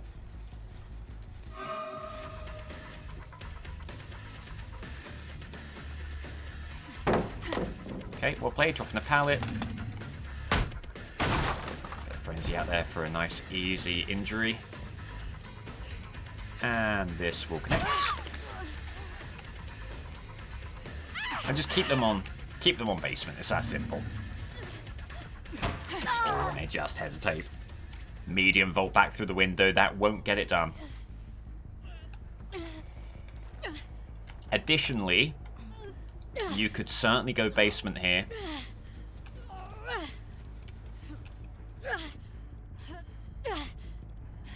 I'm just able to keep a little bit more of a watchful eye on the potential unhook.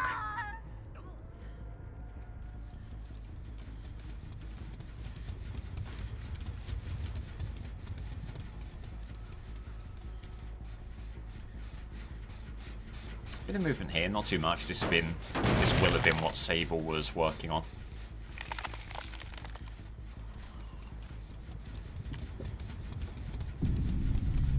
And it is a kill. Okay, so waiting to shut hatch. Then it is going to be a gate situation again. Whoa, hold on. Hold on just a second. They've got a key. They did trade out keys, or they both had keys, regardless. Countered by Legion. And with this hook, they keep their playoff hopes very much alive. GG.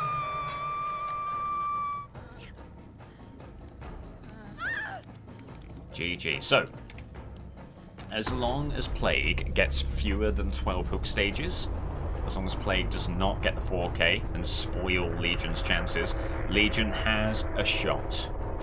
Plague in Larry's Memorial Institute. So again, their tournament is over. They're not making the playoffs. What they can do is play spoiler to the Legion's efforts. If Plague gets a 4K, Legion is out.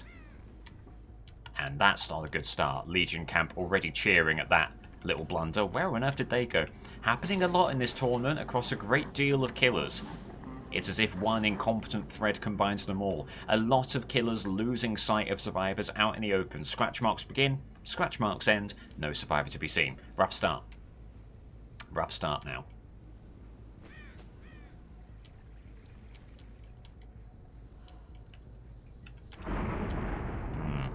Boon in play. If that's Shadow Step, you want it gone, and you want it gone immediately, because Shadow Step could be, as I'm sure you know, ruinous in a map like Larry's.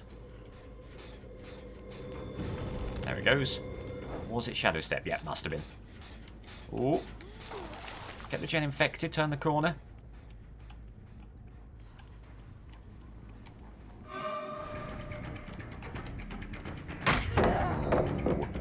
Not a bad moonwalk. Maybe could have got the M1, but was looking for the infection angle.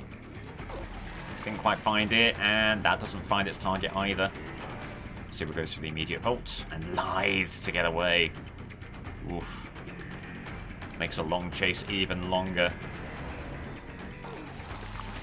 There we go, infection. As the boon's back up, they want that boon. And if it is Shadow Step, which we believe it is, then why not? That will do a lot of good work for them. Meg gets on a gen, must be this one, yeah.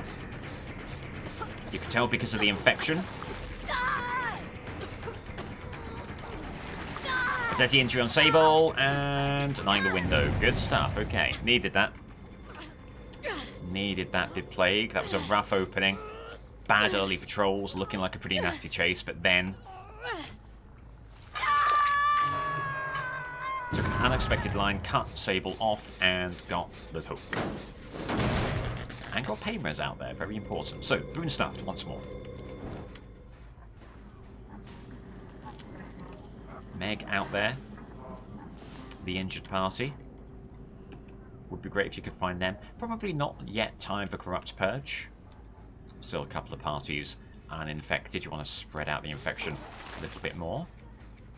Did that connect with the gen? It did. Scratch marks here, the injured party here as well. Pre-drops a pallet. Pivots to the... No, it doesn't pivot to the left. Dead ends that way. Which is one thing that can work for the killers. Larry's Memorial Institute. A map with a lot of dead ends. If you're not playing carefully, you could find yourself with nowhere to go. Trying to cut off Meg here. There you go, dying state right there. So, one gem popped. Second hook coming up, and a Paymres hook within reach. Pretty good Paymres spawns. Larry's can be a bit tough for those Scourge hooks. This is a good smattering of them. Zetanato, an opportunity to get last uninfected survivor infected. The infection engine are rolling for Plague. Oof. Just tap the M2 there, not what you needed.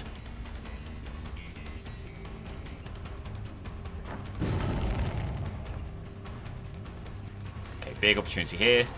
And the TV gets in the way. And who said that TV was bad for you? It keeps Hanato fit and healthy. And he keeps on running. Should be an opportunity here. There we go. Maybe more besides. Oh, that's going to be a healthy smattering. Oh, Hanato doesn't go pallet. Legion, sorry, Plague maybe thought they would.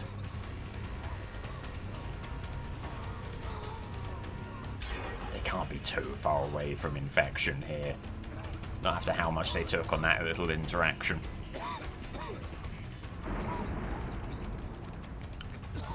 And there is the broken status effect. There is the injury. They're going to try and find a pallet. They won't be able to. That'll be Plague's third hook. Got Legion on the brain here. It makes sense. We saw them just moments ago.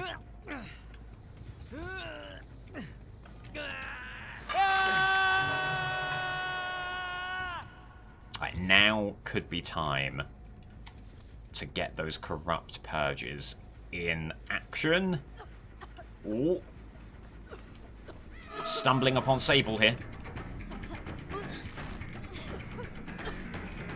That's a huge situation.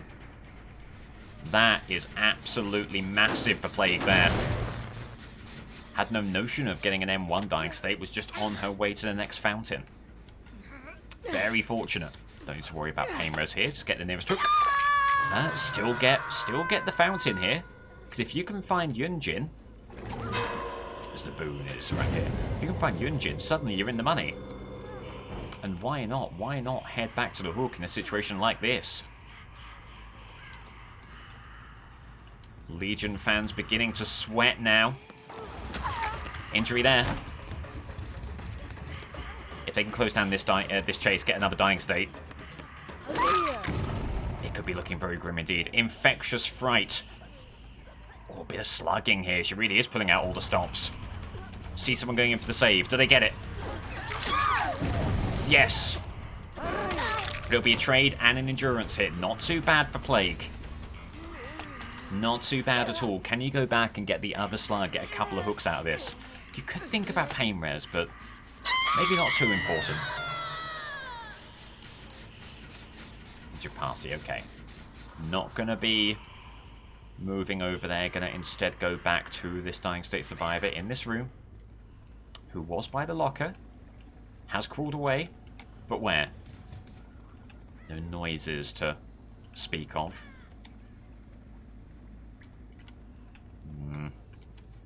Yet another situation in which we saw it with Legion. The slug has been somewhat punished. You're not too unhappy about it if you Plague. You know, it keeps someone out of the gen game. Who got the unhook here? It was a bit nasty to be going after Sable, but no idea of who or when or how they got the unhook. Let's pick up on Meg. You need the team to be taking a bit more aggro after the fact here. So drop the pallet immediately, run around. There you go, that's what they needed to do. Plague very happy to take that exchange.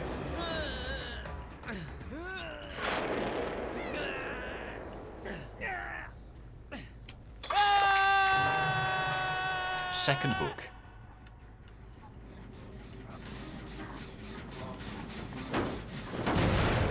On Hanato. Big cleansing going on here. Including possibly here.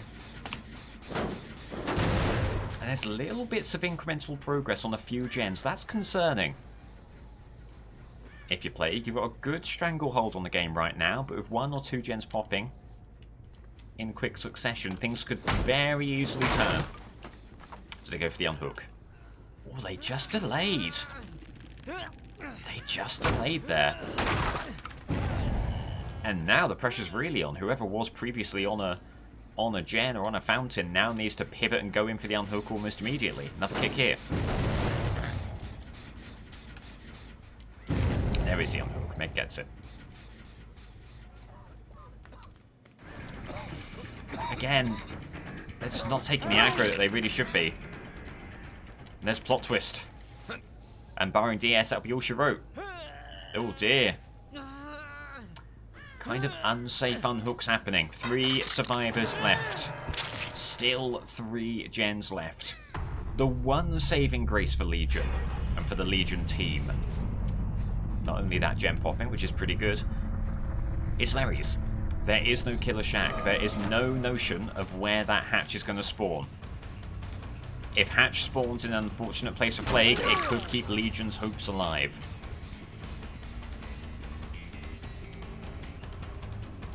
So we'll see. There's still a game to be played. However, if you can close down this chase with Sable, it begins to be tough to see a way in which they're going to win this game in an orthodox manner. Via the gens, it probably doesn't look like as all the hallmarks of a hatch game here. Sable's going to go over to this guy, to this Harriet. They run through. That is bold, is it not? Just getting some infection out there just to maybe confuse them, disorient them. Obviously serves very little in-game benefit. You just need Sable to make one mistake. You can commit to this for a gen. You probably can't commit to this for 2 gens. And there you go, there's the mistake. And there's a dying state, and there is your 2 survivor game. As the boon is back. They're loving that boon. They're loving moving around that boon as well.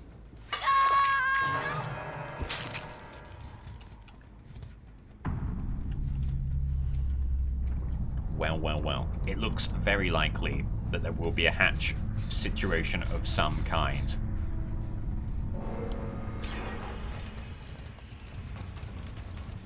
But then again, maybe not.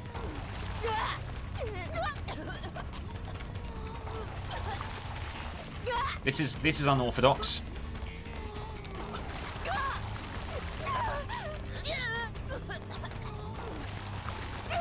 Happy to do this just to prevent adrenaline. There's a dying state and there's infectious fright. Okay, get in the hook.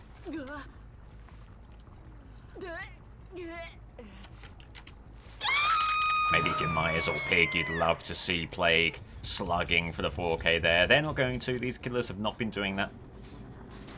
Here's your chase. There goes Meg. It is Boone Shadow Step. So if you can't find them, they're gone. That's exactly what's happened. The Boone is over here. Oh, and there's the death on hook. Okay.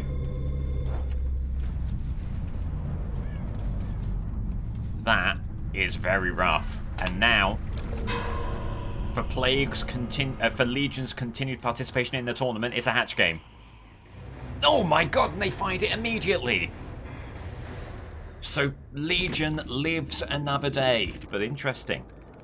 Interesting here. Plague suffers the 12-10 loss. Legion, on 41 hooks, has done exactly what they need to do. Resort this table.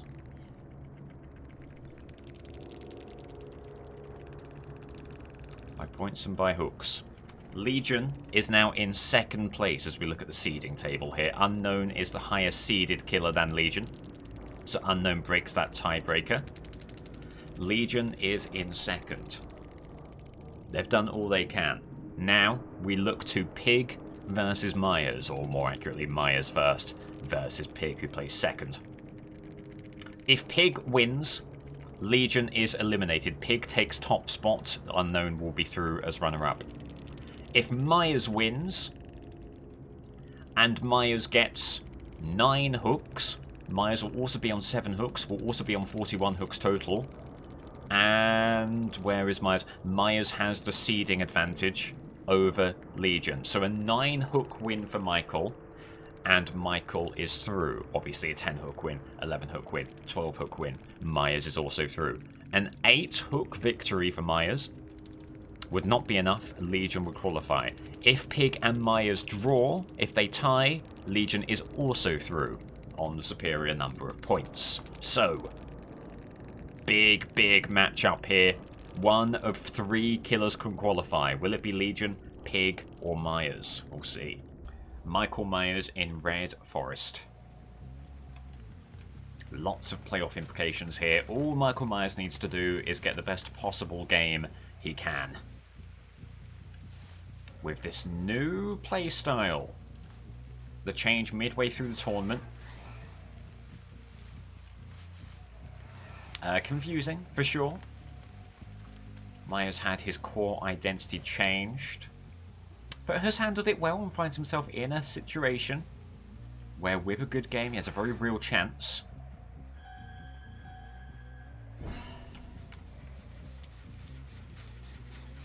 of getting through to the round of 16.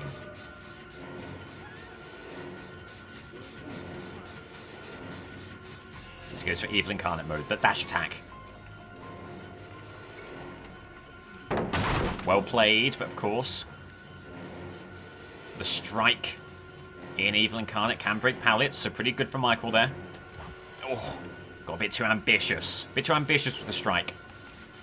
Is there someone back on that gen? Oh my lord. Narrow misses, he's got to go back. He's got to stop this gen. Let's play with your food. At least there's that.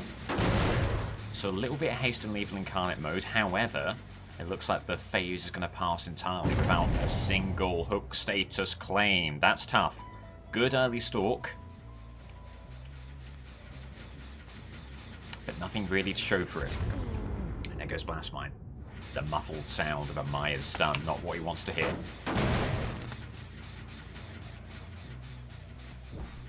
Go in Pursuer mode, just looking to get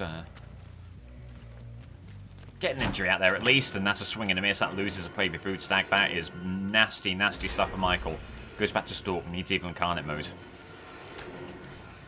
As they don't vault, good call to not vault. Looking for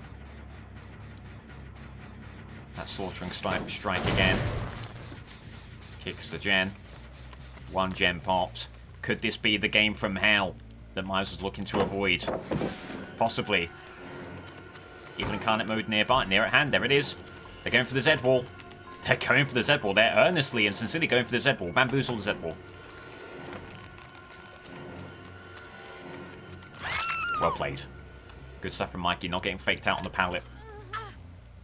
And finally, getting a hook. And just quickly enough to get Painers out there. Stop this gen from moving. Yuri was committing to it.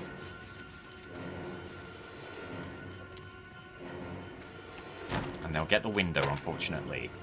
So going for the vault here.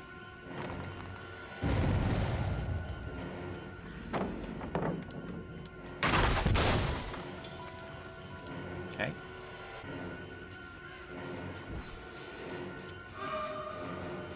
Slaughtering Strike to break through Chemical Trap. He'll be okay with that, as that is a Volt and a Volt back, and uses Live. This is huge for Michael. Gotta be a drop here. Yep.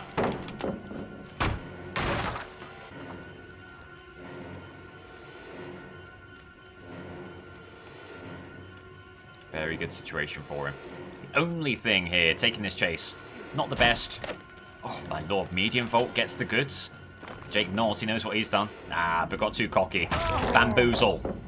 Just barely. Bamboozle enough to get the dying state through the pallet. Yui hanging around, looking for the sword save. Will be denied. Myers heads back. Okay. Been a really tough start and clearly a very confident team. But he's not out of this one. Not yet. Feeling like pain rares is pretty damn important here. One gen pops, but that will not be the end of the story. There'll be progress on another gen somewhere out there. So, hook there. Stalker mode just briefly.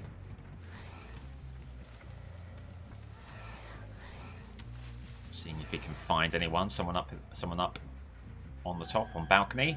They're pointing them out, and they will just barely deny Evil Incarnate mode. Going Pursuer mode now, just to make sure to keep his gen under pressure. Oh, but another one pops. Very unfortunate. Evil Incarnate mode is ready to go. Does someone move in for the save here? Doesn't look like it. Never mind, they do. Okay, so Evil Incarnate mode. Not too concerned about main building. particularly considering he's got Bamboozle on side here, so can counter any of those kind of window situations. Just following. Oh, just lost sight of them. There you go, okay. They played into his hands a little bit there, so he gets another hook. No pain res to be garnered from this individual, so hooking and moving on. Oh. But being punished at every turn with some unbelievable gem progress. As it's Jake, just missing out on Evil Incarnate mode, and Jake has that gap through the wall, so see what Michael is trying to do.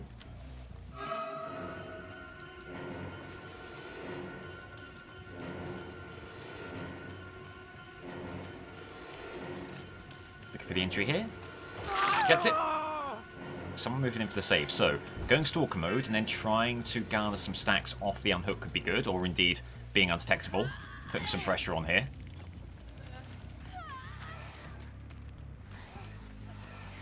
Get some stalk progress off of Jake as well. Okay, so this could be a situation that really benefits Michael. If they don't play this in a coordinated fashion, you need Slaughtering Strike. If Incarnate mode is there, they're going to try and take a hit, so won't be able to. Dying State there. Is there a Pain Rose hook close enough? Because you know that gen is moving, that final gen. This is such an important hook here. And he gets it. And now, all of a sudden, injured parties all across the board, including Yui up ahead. Who, importantly enough, gives another Pain Rose token. They don't burn the pallet. They don't want to play into Michael Myers and his ability to burn pallets immediately, but they give away another Pain Rose token. All of a sudden, Michael's bringing this back. There's the heal from Michaela and the unhook. Interesting. Presumably a self-heal. Presumably a self-heal on Michaela. And then Jake going in for the unhook would make a lot of sense, as it's V. V and Chase, the unhook behind. But Michael has done well. He's bought himself some time here. Oh, medium volt. You really want to punish that. And you still might be able to. Could be dead hard here. No. So another hook.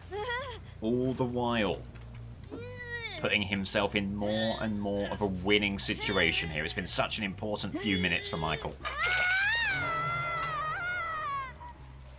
Then back on the gens as quickly as possible. You know there's no movement there. Checking on this one. There's piston movement, there's survivor movement. In fact, no, there's no piston movement, and there might not be a survivor there. But apart from that, I knew what was going on. Movement here. What are you doing? What are you doing? Not quite a throw, but not a million miles away from a throw. Oh, and it's a dying state. Is Jake or Michaela here for the pallet save? If not, that's another huge play from Michael. Barely any progress on that gen at all. Probably not even worth the kick. Heading back here. Now. You're probably not taking the chase on Jake. The chase on Jake is the least important thing here. You've got to keep this gen under wraps. You've also got to go for a dying state over here. So, as there's Michaela. The Slaughtering Strike, the dash. Such a huge opportunity here for Michael! And they're not burning pallets. It's another situation. Brilliant team, but their refusal, their point-blank refusal to bring these pallets down is costing them the game. That's 3 survivors. There's the hook.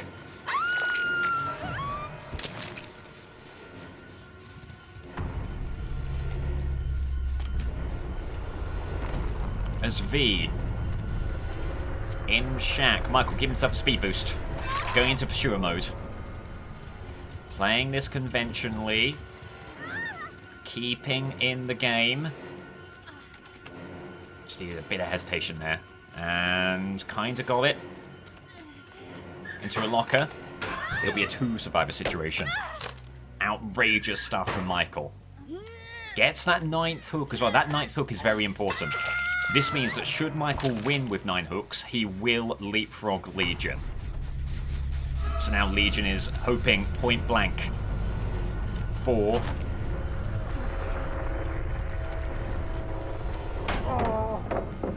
for a draw.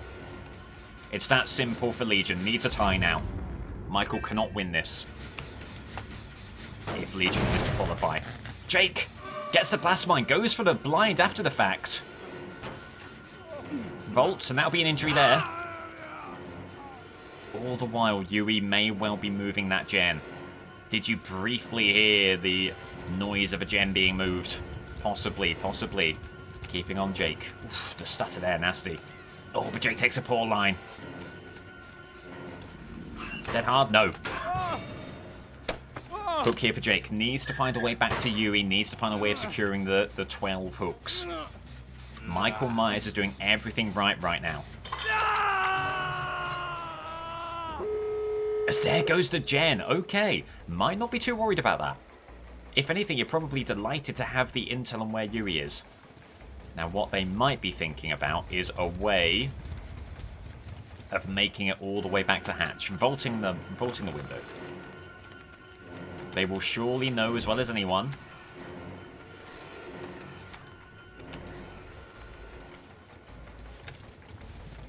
that hatch is spawning in shack.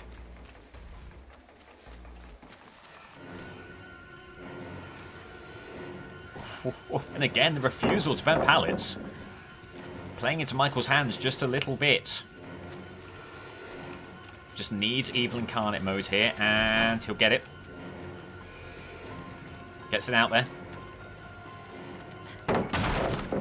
Quickly break that. And now very limited options for Yui.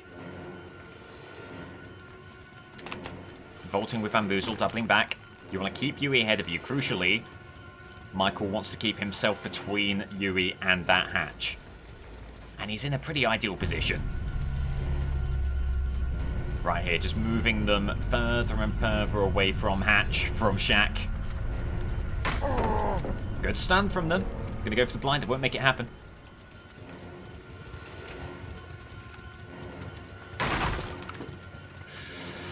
Oh, but all of a sudden, you've not got the exposed hit. And they're moving towards hatch. Okay, pivoting away now. With every move, you want to keep them away from shack. Things are looking very, very scary right now for Michael. Got to get rid of that pallet. And again, got to keep them away. Got to keep them away from shack. You'd also love an opportunity to get to shack yourself. And burn the pallet yourself. But you can't let them get back on the gate that they've moved. Also, you've got to keep them in sight. If you lose them at any point, it could be over. See? Slowly but surely, incrementally. Moving towards shack, they bait out the hit. Where is shack? Michael's lost shack. They've all lost shack. The vault there. Which direction are they going? Staying on this wall. Where is shack? Where is shack? Up ahead? He's all over the place right now. Shack is not ahead, so things are still looking good for Michael. Things are looking A-okay for Michael Myers. So he finds another tile here. And this, with Bloodlust, could be all she wrote. Dead hard? No, GG.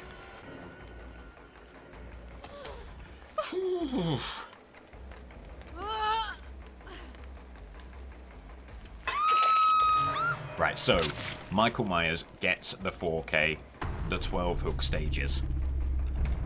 Very, very important that, because it means firstly that Pig, unfortunately, is out of the running.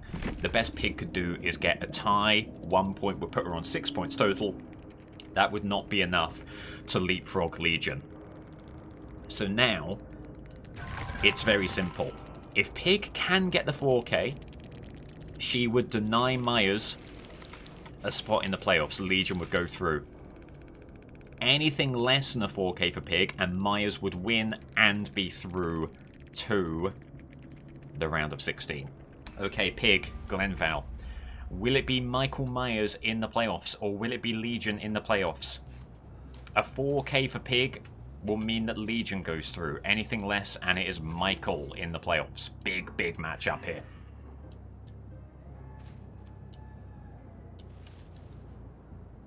A map on which Pig has performed admirably in the past. She'll be hoping to do so again.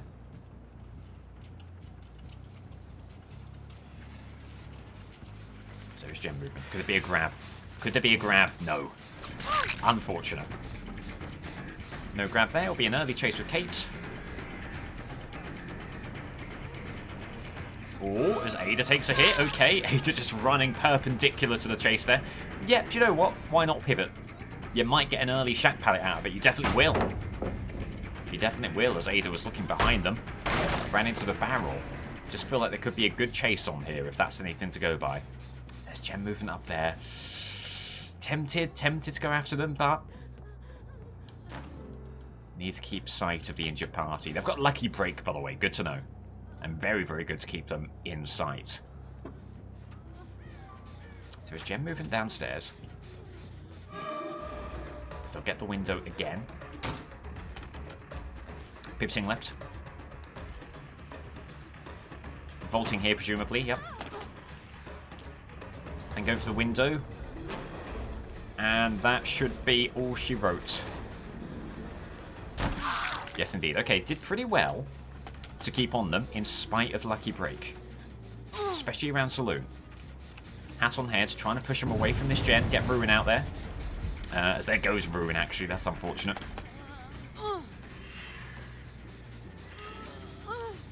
Amanda will be getting the pain res hook, which should be activating on this gen. It won't.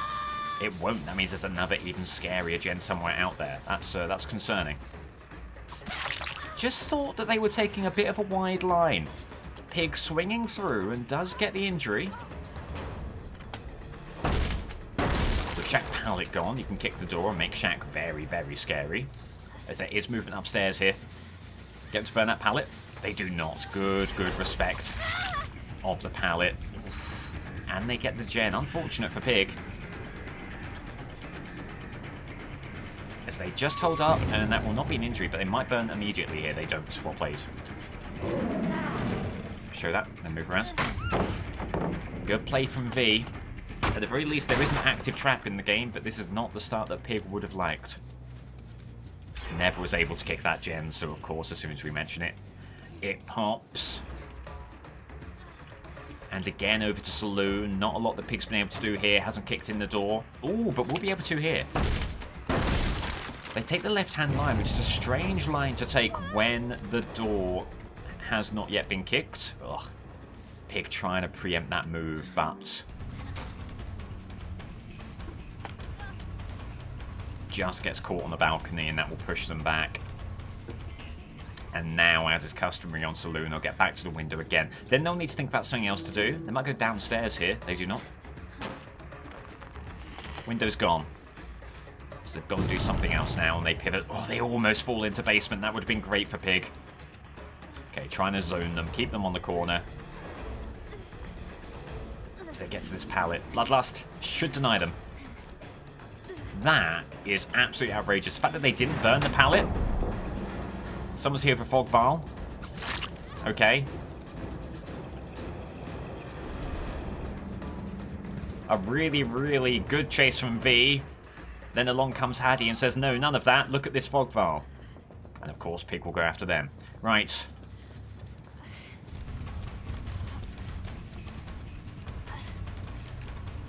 Let's see what's going on here. Oh, well played. That was a great move. An oink and a pallet to their head. It's not the way that the Pig wants to go out. But this team are running rings around her right now. So this should be a dying state. No pallet to the left. Pallet up head is too far away. There you go. Unfortunate timing. You would have loved to have got the bear trap on just a few seconds earlier before that gem popped. No matter. Here is Pain Res. Pain Res, well worth it at this stage in the game. I'll tell you right now, things are not looking good for Legion. To get the 4K from this point, the Pig would need to have a comeback, the likes of which we've not really seen in this tournament. Had a couple of good comebacks, nothing quite up to the standard of what would be required here. Someone drops down. Gotta be a kick. Injured party. Who pivots to Shack. Good intel there. And V, injured, has a pain res token to give. A great option for Pig to keep this thing on side. You got 2 pain res tokens. You get the feeling you'll need both of them. Okay, and they were trying to spoil Pig's lunch there by coming around, getting the pallets done before the ambush was even in effect. Well countered by Pig. Pain res here. Oh, needs a hat, needs a hat, needs a hat. Ooh, not seen that this tournament. Almost forgetting about the hat. All's well that ends well. The hat goes on. Pain res in effect. Surveillance giving some good intel there on Saloon. Okay, Pig's not been using the undetectability all that much, and will not be able to here because there's Haddy. However, maybe use that to head over here. Great opportunity for an injury on Kate. And then where'd you go? Nowhere, because you'll make your choice. Oh my god, there was maybe 5 seconds left of make your choice. Huge play. Again, Pig has forgotten about the hat. Has to put that on. That could be important, because maybe now she's not able to reach a pain res hook. No, she will be able to. She will be able to. Is now the time for pain res? There's an argument against it, but she's going to use it. Keep the gens as stalled out as possible. Who knows how much movement was over here. And now, Haddy has a hat on her head. Ada right here. You're maybe not that fussed about the gen. You may be issuing the challenge to the team, saying who's going to go in for the unhook here. Haddy injured. Ada right there. The game is completely in front of you if you're Pig, and you could maybe get a couple more hook statuses out of this. Ada moving in. Ada moving through Saloon. Haddy going in. Gotta punish this. It's their second hook stage. That's massive. And it could be a trade here if you get to Haddy quickly enough. Certainly will be. Dead hard? No, so there is another hook.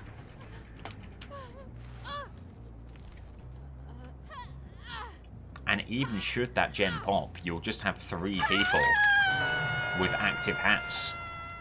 If you find Ada, you could have all 4 with active hats. All of a sudden,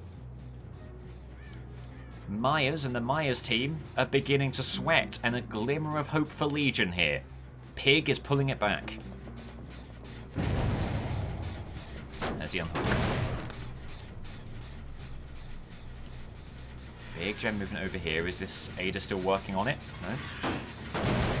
Do that. Get some good surveillance intel out there. That gen could be moving for all we know. It's still a precarious game state. The unhook over here. There's Ada. They're hiding behind this rock.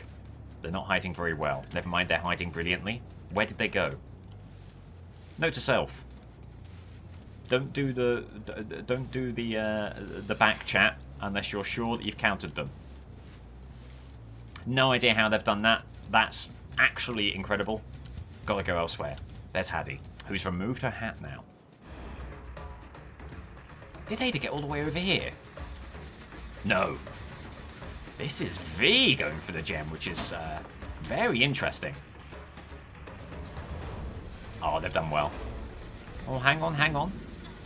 Running away. Haddy taking interference. Injury there. And now you're chasing 2 Death Hook survivors. There are no wrong options here.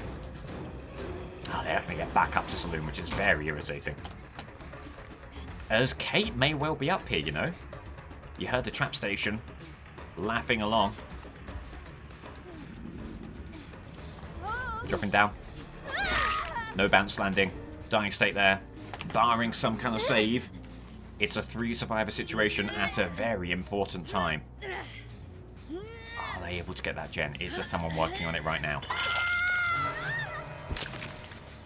Not quite. Not quite. So another kick. No movement up there. That gen could be moving for all we know. Pig has not been able to patrol this one. There is no movement here. Okay.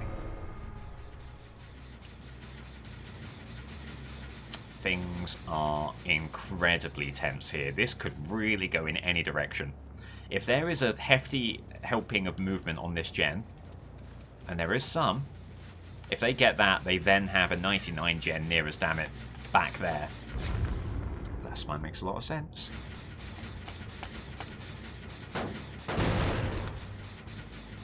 They're giving away scratch marks though, which probably isn't ideal. You probably needed to beat a stealthier retreat after such a blastmine play, but they're going to move over here, taking Pig right back to the gem, which we know is now moving because of surveillance back in action. Chase with Ada. You got one more hat in your possession. That's a hat you really want to get active just to help you out in the end game. You do foresee the end game here as Pig, as they are. They have a really good tile here. You've got to break this. They're just finding ways to stay elusive, such as there. Pig handled that well. Just really needs a dying state. So drop the pallet. And then move away, but that should be a dying state. Dead hard would be so bad here. Okay. It's not dead hard. Get the hat on as soon as possible before that second... Oh. Alright, you know what? Well, at least the hat is active. Double pop is obviously not what Pig wanted there. It's looking good for Michael Myers. It's not over. But it's looking very, very good for Michael Myers. Better still seeing Ada on that gen. On that gate panel, sorry.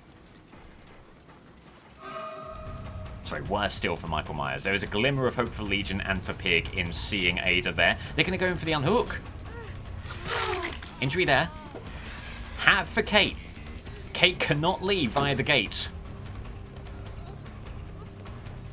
So hold on just a second. Dying state for Ada. You're hoping that Hattie doesn't have a 99 gate. She does not. Okay, taking the hook as quickly as possible.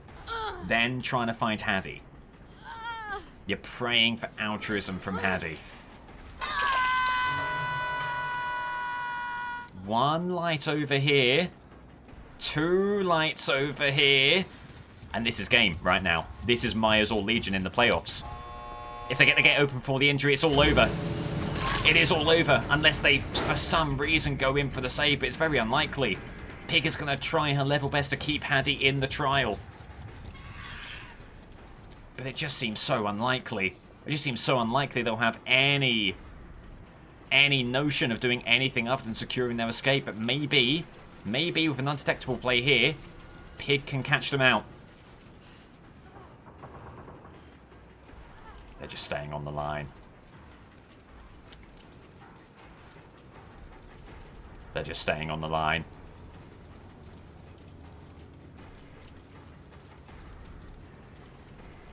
Not a lot of time left on the hook. There's only hope for one gambit and one gambit alone. And that will be it. Myers is through. Legion is out. Pig, despite a very, very, very strong middle and end game, was not quite able to get it done.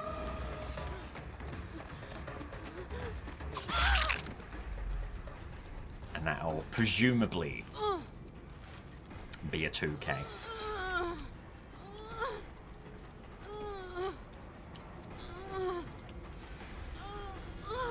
Oh, so close. So close at the end there.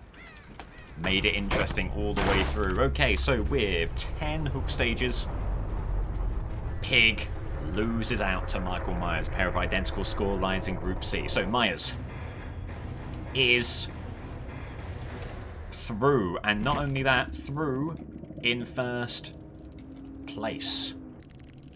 Let's go to the round of 16. The Group C winner is Myers. The Group C runner-up, the unknown. Group D, very interesting here. Cannibal has a chance. Cannibal has a chance of qualification, but needs a win, needs as many hooks as he can muster, ideally 12 hooks, and then needs either Trapper or Nurse to drop a lot of hooks in their head-to-head matchup. For instance, if Cannibal won with 9 hooks, they'd be on 32 hooks. They would be relying on... Well, Cannibal's so low in the seeding as well down here. So if Cannibal got a 9 hook victory, for instance, they would need Trapper to get a 1 hook loss. If Cannibal, even if Cannibal got 12 hooks, took them 35 hooks, they'd need a loss for Trapper in which they got 4. In which they got 3 or fewer hooks. They'd need a loss from Nurse in which they got 2 or fewer hooks. So I just say this so you know how slim the chance is for Cannibal. However, there is a technical chance. They need to start with a win. Okay. Oh god, Cannibal. Sorry. Sorry, Cannibal, not quite ready, but now he is. Cool. Needs a win. And needs as many hooks as he can muster. Ideally, 12 hook stages. Anything short of that, and an already narrow path to the playoffs becomes narrower still. Toba landing, not an ideal map for him. Lots of opportunities to send that chainsaw into the foliage and tantrum. He'll be looking to avoid that, of course. So there's big movement up here. So they drop down, they do. Great opening for Cannibal. Exactly what he needed. Early hook stage here. And gonna see if Barbecue can send him anywhere. Big mind game, that one. It's a fun tile. Barber guessed correctly. No aura reading. Not immediately. Aha, so this gem pops over here. Bit of a shame. As there's probably sprint burst going on here. For both of them, in all honesty. Aura reading, as they don't double back. And not quite going to get to Cheryl, unfortunately. Still puts a bit of pressure on here. Going Bamboozle. Great perk on Cannibal. And it will force the pallet burn here, presumably. Yep, there you go. Pivoting to the right, getting that 3rd rev back. Might not even need it here. Remember, window's gone. Bamboozle in play. Big opportunity here. Okay, Tantrum in the locker. Have they got their timing down? No. So it will be 2nd hook. A gem pops very quickly. It is what it is. Cannibal still got to be feeling pretty good about how he started.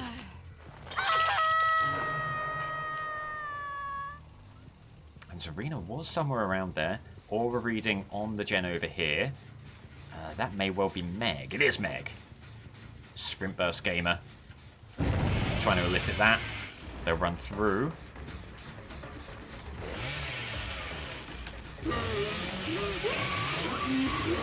What's this pallet burn here? Very, very impressive from Meg there. Just getting the stun. Not an easy thing to do against Cannibal. Trying to use Bamboozle to the best of his ability.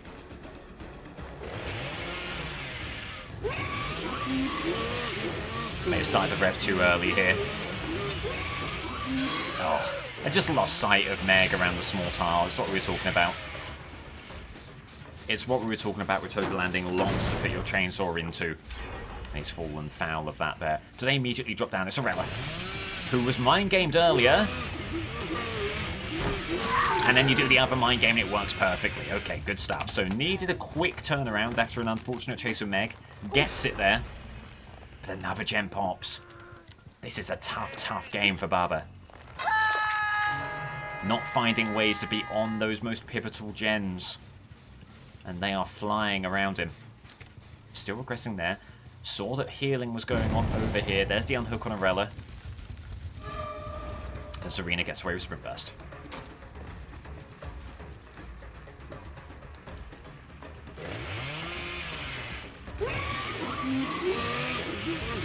Through the pallet it goes. It just hits the base of the tree. And that'll stop him in his tracks. Zarina's up and back. Has this pallet here. Have to be a drop. Could be an M1. Okay. Gonna take the M1 hit. They want no more of that. They're gonna flee the scene, but Bamboozle here. It's a moot point. They weren't considering the tile.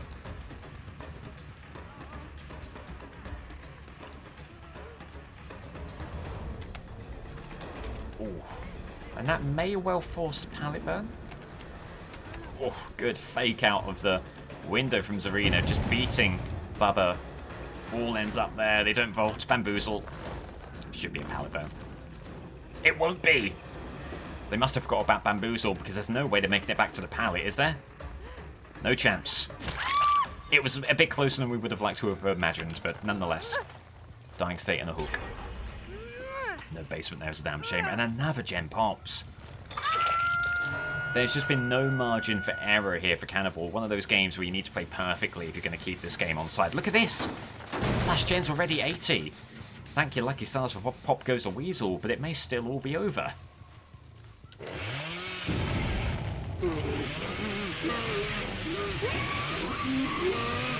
Should force a pallet burn here. Will do. Up the hill and around. Denying this vault with Bamboozle. Been using that pretty well as Bubba. Bamboozle often the forgotten about perk, but not on this occasion. And again, just a really, really tough team. Oh, I don't know what went on there. Just a complete spatter start for Bubba and nothing happening. Gotta get rid of the pallet. Oh, Jesus, the double up on the torch. The bug? Oh, good. Oh, good. But that's the state of the game. If we restarted games based on bugs, we'd be restarting a lot. Do they double back? They do! Big opportunity for Bubba. Oh. Well diagnosed with the double back, but not quite able to get there in time with the chainsaw. Window's gone. They've got to burn the pallet. They do, and they get us a final gen. Needs those 3 chainsaw revs back. Only gets 2. Should force a pallet burn regardless. Wow! That's bold. That's incredibly bold. And it gives Bubba just a hope. There's a lot that he gets from that, not least of all barbecue and chili to see what the team is doing and where they are. Someone on that gate, someone on that gate, just maximum efficiency. We're seeing it again. And that has 3 lights, so you're just hoping that this gate doesn't have as much progress. And while you're gone, the one remaining survivor gets the unhook immediately. This has just been so tough. They're going to get that gate with sprint burst. You can't do anything about that. Heading back, trying to cut maybe Zarina off here, hoping they're healing under the hook. Although of how things have been going, that feels unlikely. Where are they moving in? Maybe it is a heal beneath the hook.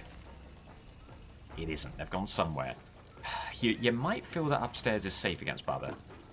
You might want the verticality. No? Okay. And they're gone. And just like that, it's a 5-hook game for Cannibal, which might not be enough, even if it should somehow be your win.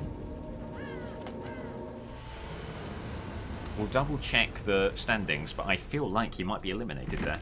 Cannibal with 5 hook stages. That would put Cannibal on 28 hooks. Cannibal is eliminated before the game is even finished. He simply cannot get enough hooks to surpass Nurse or Trapper, who both are through. Now their matchup will just be about who wins the group and who's the runner-up. We're going now to Twins.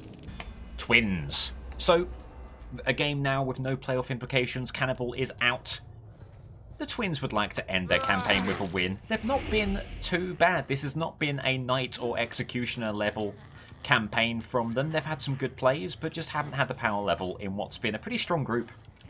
With Nurse and a surprising breakout performance from the Trapper. You know, they've been holding their own, so they won't feel too upset about this. Victor, who's had some question marks around him from previous World Cups, has been very good this tournament, getting repeated pounces on target. Helping Charlotte out a great deal. And he'll come out again, look for the dying state on Michonne as they head downstairs. Turning around the corner. Could be a dying state here. Will be. Good stuff from Victor. Okay, there's the kick, but very little chance of a recovery outside of some ridiculously strong healing combos. Are they going to be there for a torch save? They're going to try it. They're going to succeed. Fair enough. Went for the pickup immediately, hoping, maybe against hope, that there wouldn't be enough time for the save. Ace found time. As here goes Victor.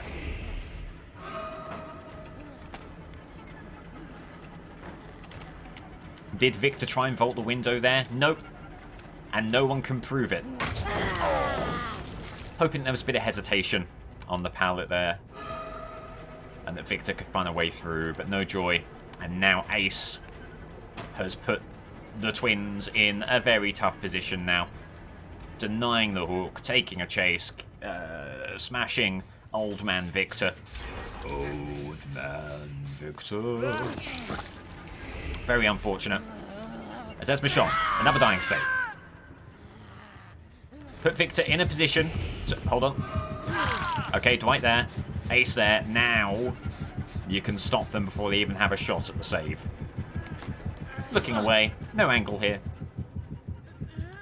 And there they are. And might be an injury here. There is. And a hook right ahead. That's fine.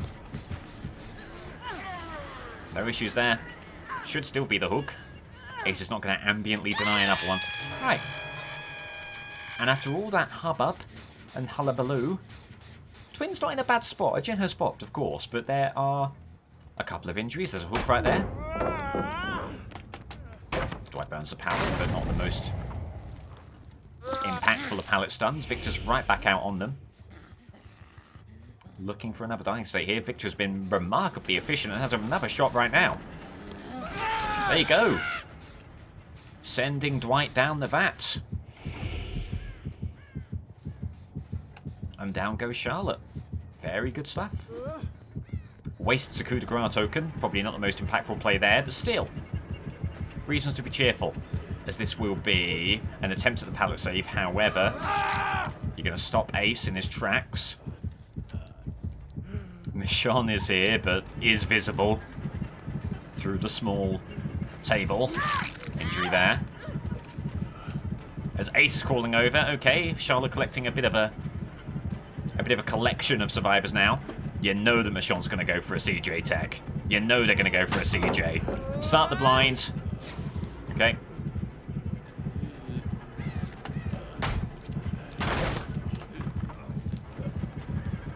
It should be a 3-slug situation. It will be. Ah, but Dwight's been picked up. And then recovers Ace, who also obviously gets up. Damn. Because other Dwight was here all along. Oh, but they got caught.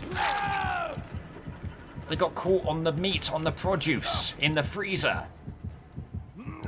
So an opportunity for a hook here. Did Charlotte get a bit greedy? Did the twins get a bit greedy? Perhaps, although to be fair, there were people applying pressure on the pickups. Okay. Well, we're right back to a 3-slug situation. Marvellous work.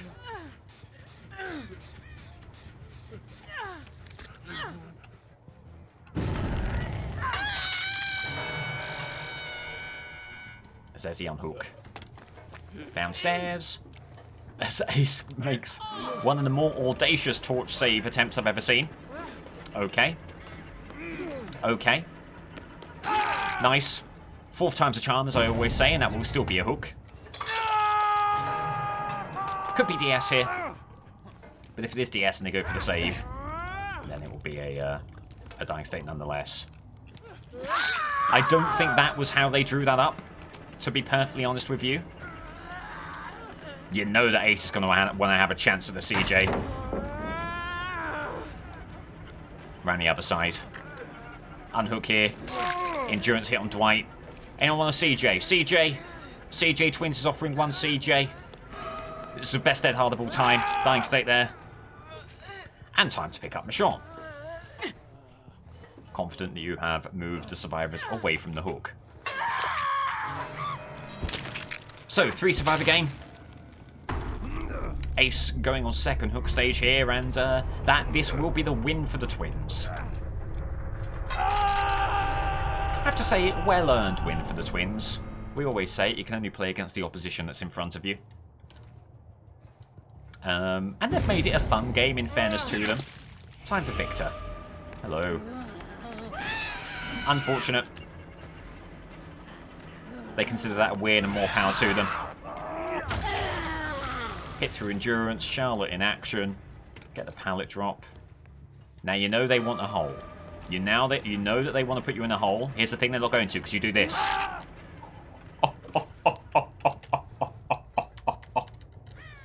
You You want me in a hole? I'll go in a hole, says Charlotte. Very, very nicely done. Beautiful stuff. Where have they gone? Presumably down the hole? Yeah. Okay, so... the DC! The DC from the memester Ace Visconti is a glorious thing, and there goes the hook.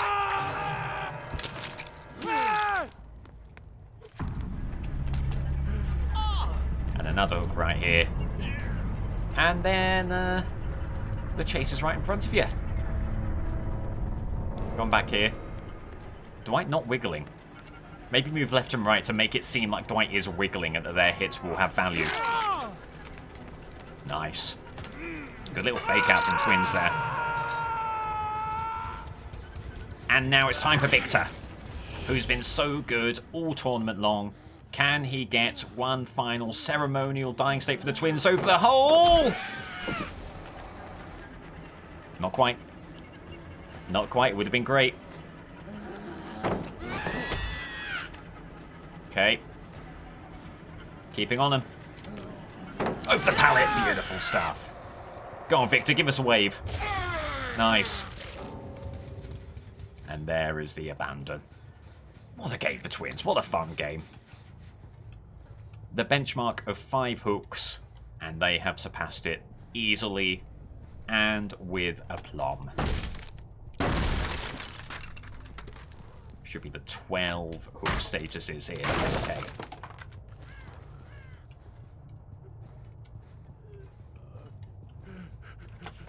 GG. Do you know what? Why not? Send us out with Mori.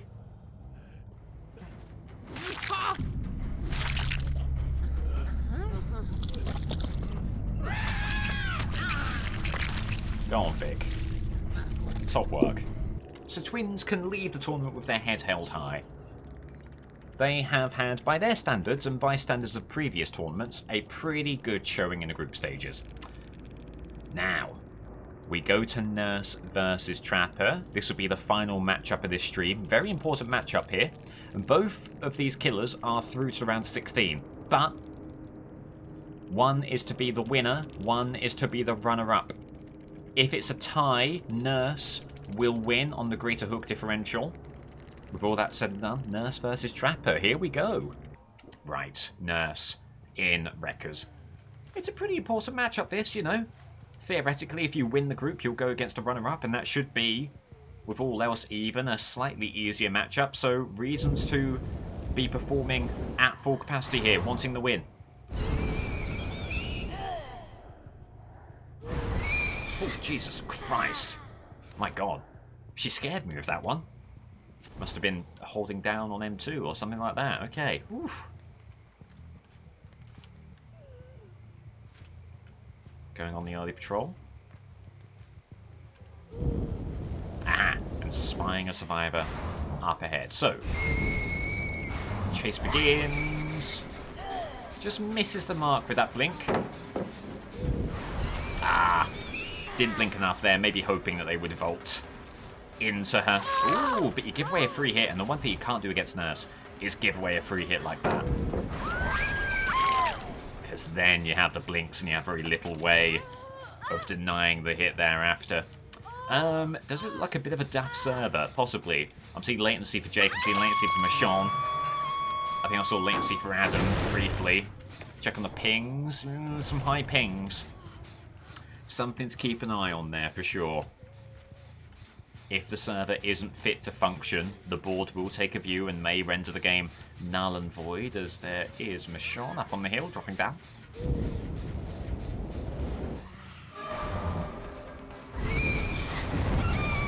Good injury there. Felt like it might have just missed. Been a bit short on the lunge, but she connects. Oh! And that one does miss, but that one felt very unfortunate. And that one a little bit behind. Okay. Maybe spoke too soon. Some hits being denied here with Michonne. Not able to get around the corner. Ooh. Michonne takes a bit of an odd line. But finding ways to make Nurse miss, and the Trapper camp feeling very good about how this game's going. That was very strange. That felt like server silliness there. There, one moment, gone the next is Michonne. In fact, they have just gone. Concerns. Trials and tribulations and concerns about that. No scratch marks at all. Pair that with the high ping. Things are looking intriguing here. Will this game be rendered null and void? It remains to be seen. Jen pops over there. Again, can't give away these free hits to Nurse because they'll punish them 9 times out of 10. And that was never going to connect. Needs to be a bit less urgent on the swing here, Nurse. Going for these swings way too early. Leading to these whiffs and just these prolonged chases that you really shouldn't be having if you're Nurse. Thinking through the bus. And that should be another miss. Okay, well this is a kind of Nurse that we have seen historically that we haven't seen so far this tournament.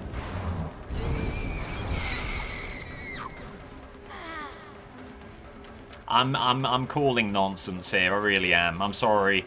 I never want to be a bad sport and be like, oh, I'm losing. It must be cheats. And it's not necessarily cheats, but there's something weird going on in this server.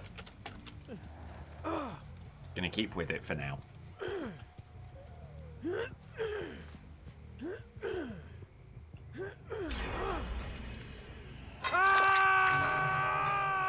another gen.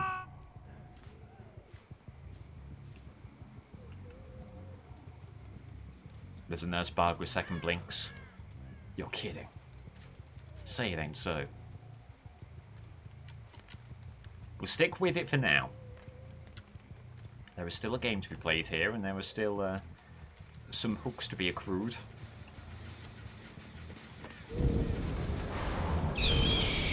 Okay, sprint burst for Jake, denied. Another 2 blinks in the back pocket. There's Dying State. Okay, exactly what Nurse needs to be doing.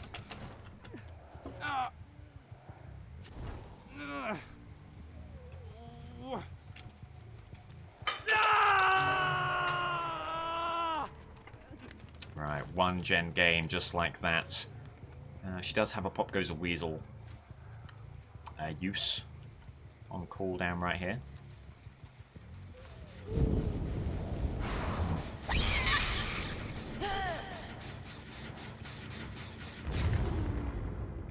Oof, that's one, a very unfortunate time.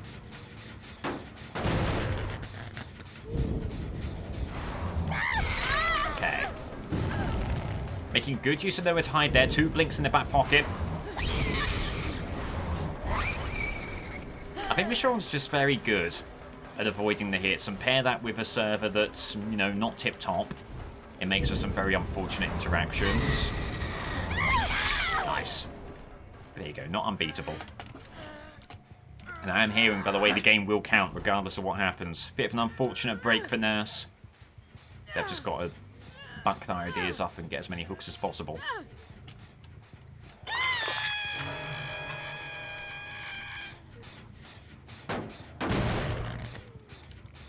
I call rematch, yeah, well, I call lunch. This is the game. Get used to it. Trying to head Shack. Okay. Swinging early. Just in case there was someone committing to the gen. No one around. Probably because they went in for the save.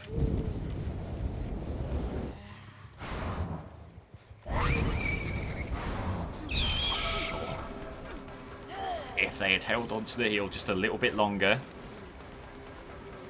that would have been great. Dead hard, but the lunge was slow enough to wait out the extent of the endurance. Very, very good. Second hook there, unbelievably important. Right, going to try and go back to Shack. Jen.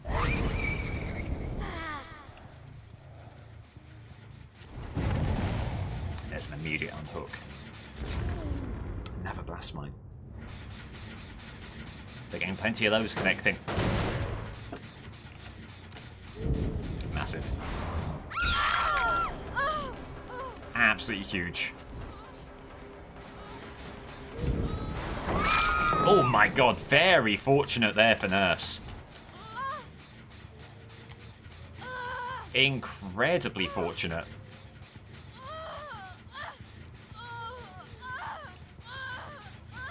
Kind of got pushed the other side of the pallet rather than getting stunned, and that allows for the blink hit.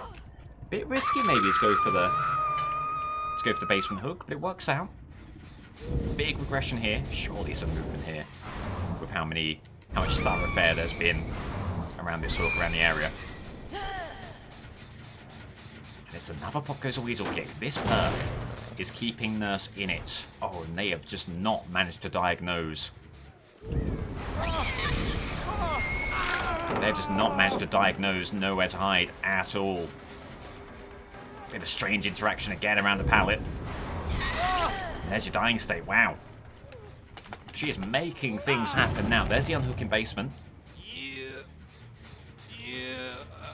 They really need to start thinking about the other gen, because Nurse has these gens under control right now, moving back and forth. Pop Goes a Weasel. The moment even one person goes over there, things become very tough indeed for Nurse. But for now, doing some great work.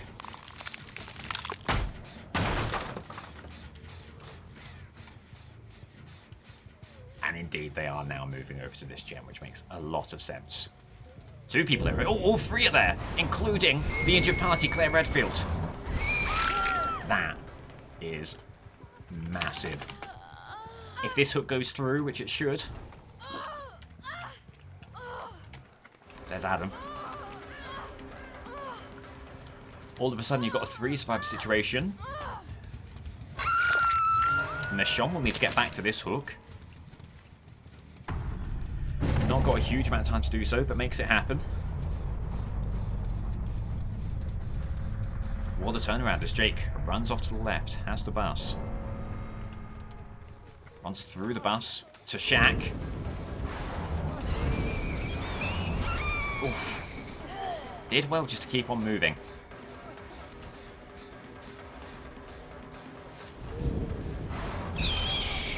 Oh, and didn't wait long enough for the second blink there. That could have been an opportunity. And this game is not over. If Jake can keep this going for much longer, all of a sudden Nurse is in trouble. And he does well to go back and forth, gets back to Shaq.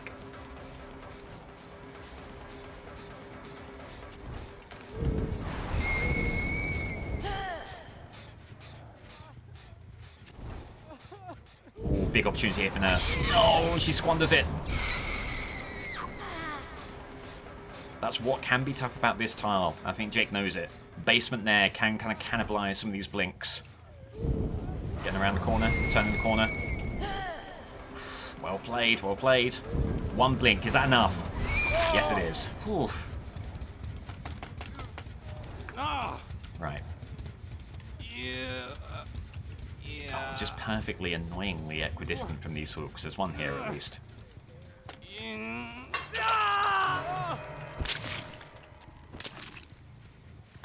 Right, as almost certainly Michonne moving this gen. Do they get it? They do not. Ooh, they allow the Pop Goes a Weasel kick and give away a free hit. That's so perfect for Nurse. The vault there. And there's a dying state. So Nurse needs to get this hook and then get to Shaq as quickly as possible. But hold on.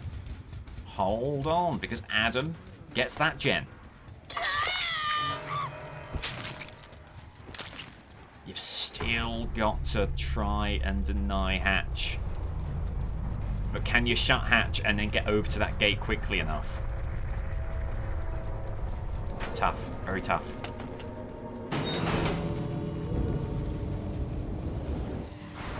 If she's not able to get the 4K, it leaves Trapper with a very beatable score in 10 hooks.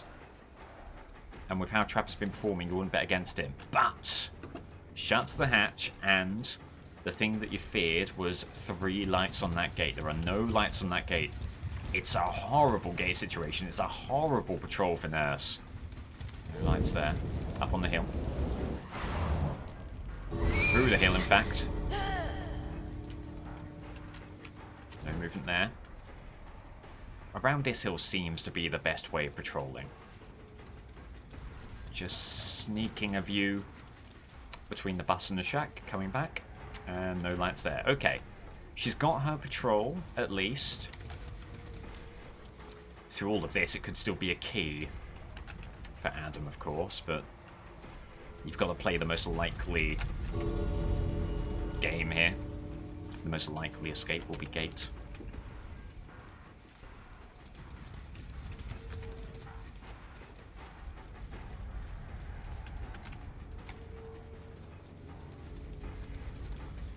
Time really running out for Adam. If you don't start seeing lights soon, there'll simply be no time to even open the gates.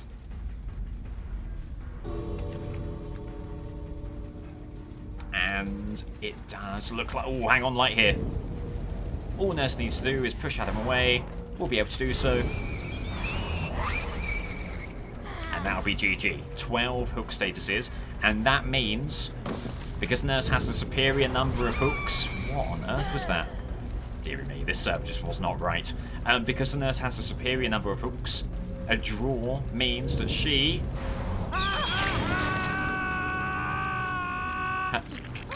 a draw means that she has secured top spot in Group D. You see what I mean? Because the best Trapper can do is tie it, and that will mean that they're both on 8 points, but Nurse will have the superior hook differential. So, to the playoffs. Winner of Group D is Nurse. The runner-up is Trapper. There we go. So we'll play out this last game. See what Evan can do. Okay. Trapper on Ormond Lake Mine. Not an ideal map for Trapper. Just find some of your most common thoroughfares and put traps down. It's that simple, but you're probably not going to get too much in the way of hidden value from these traps. Maybe on this side is a bit better.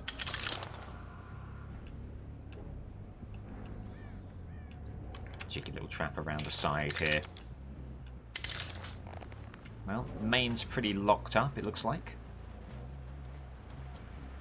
Maybe looking ahead to the exit gates as well. It helps to have these set up as soon as possible, so pop one down there in the future.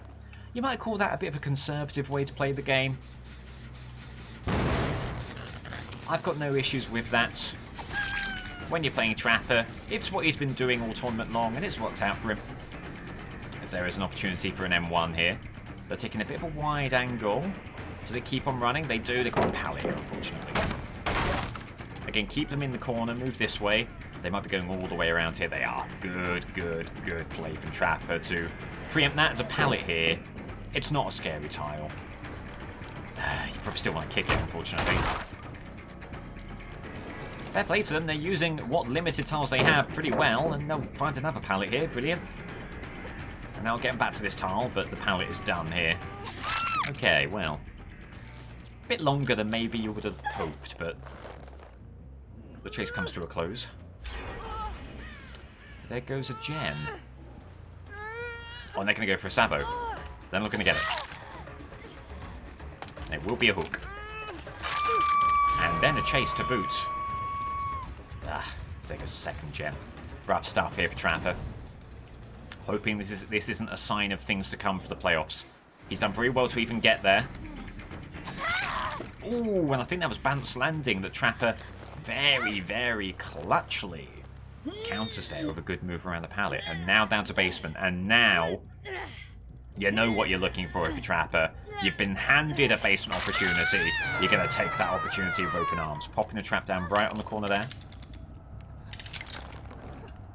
Right on the stairs there. And then get Shack all set up. And they're going to start taking their chances. They don't want the team to play into this. Perhaps. Vaulting over, getting the window trap from inside. And then quickly, quickly, quickly. One trap here.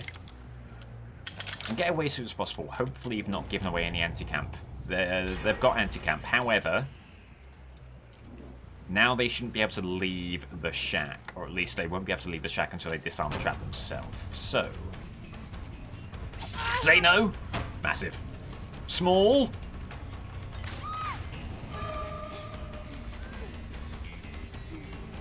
Injury there. Injury there. Sable in play. Injury there. There's still someone on hook, by the way. He's slugging. He's slugging. He's got the entire game ahead of him. He's got the 12 hook stages. He's got an opportunity to wrap this thing up right here, right now. He's going for it all. And Sable doesn't drop. And that will be all she wrote. GG. Unbelievable. Well, it all fell into place for Evan there. And that is a pretty absurd game state. Did just stay too long around shack. Gave away the self-unhook, but the damage was already done. It's a 4% for the bot. Oh my lord, okay. Not the bot. That's still a human being. Credit to them.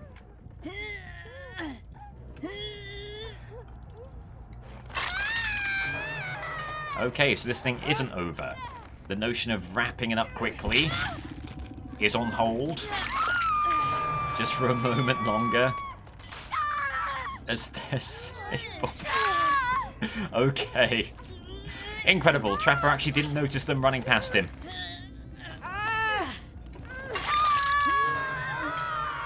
And there you go. GG's. So nobody thought to get me off hook before I hit second, and still didn't think to get me after hitting second. Yeah, you know, it's tough. GG, well played. Good luck with next. Fung's not happy, and I can understand why. It's just an unfortunate game for all involved, unless you're me. I'ma need luck. I didn't even notice you were on hook. Why do you think that's a productive thing to say, Sable? Aye, aye, aye. Right, to the spreadsheet. Trapper gets the tie. What a great set of performances from both competitors. It will be 2 wins, 2 draws, both unbeaten, with the slightly better, and I mean slightly better, hook differential. Nurse gets the win of the group. Nurse is in first place and Trapper in second. Both make it to the round of 16. There we go. So, we have the last half of round 5 to look forward to. Some big playoff implications here. Lots of killers still in with a chance. We'll see how it all goes.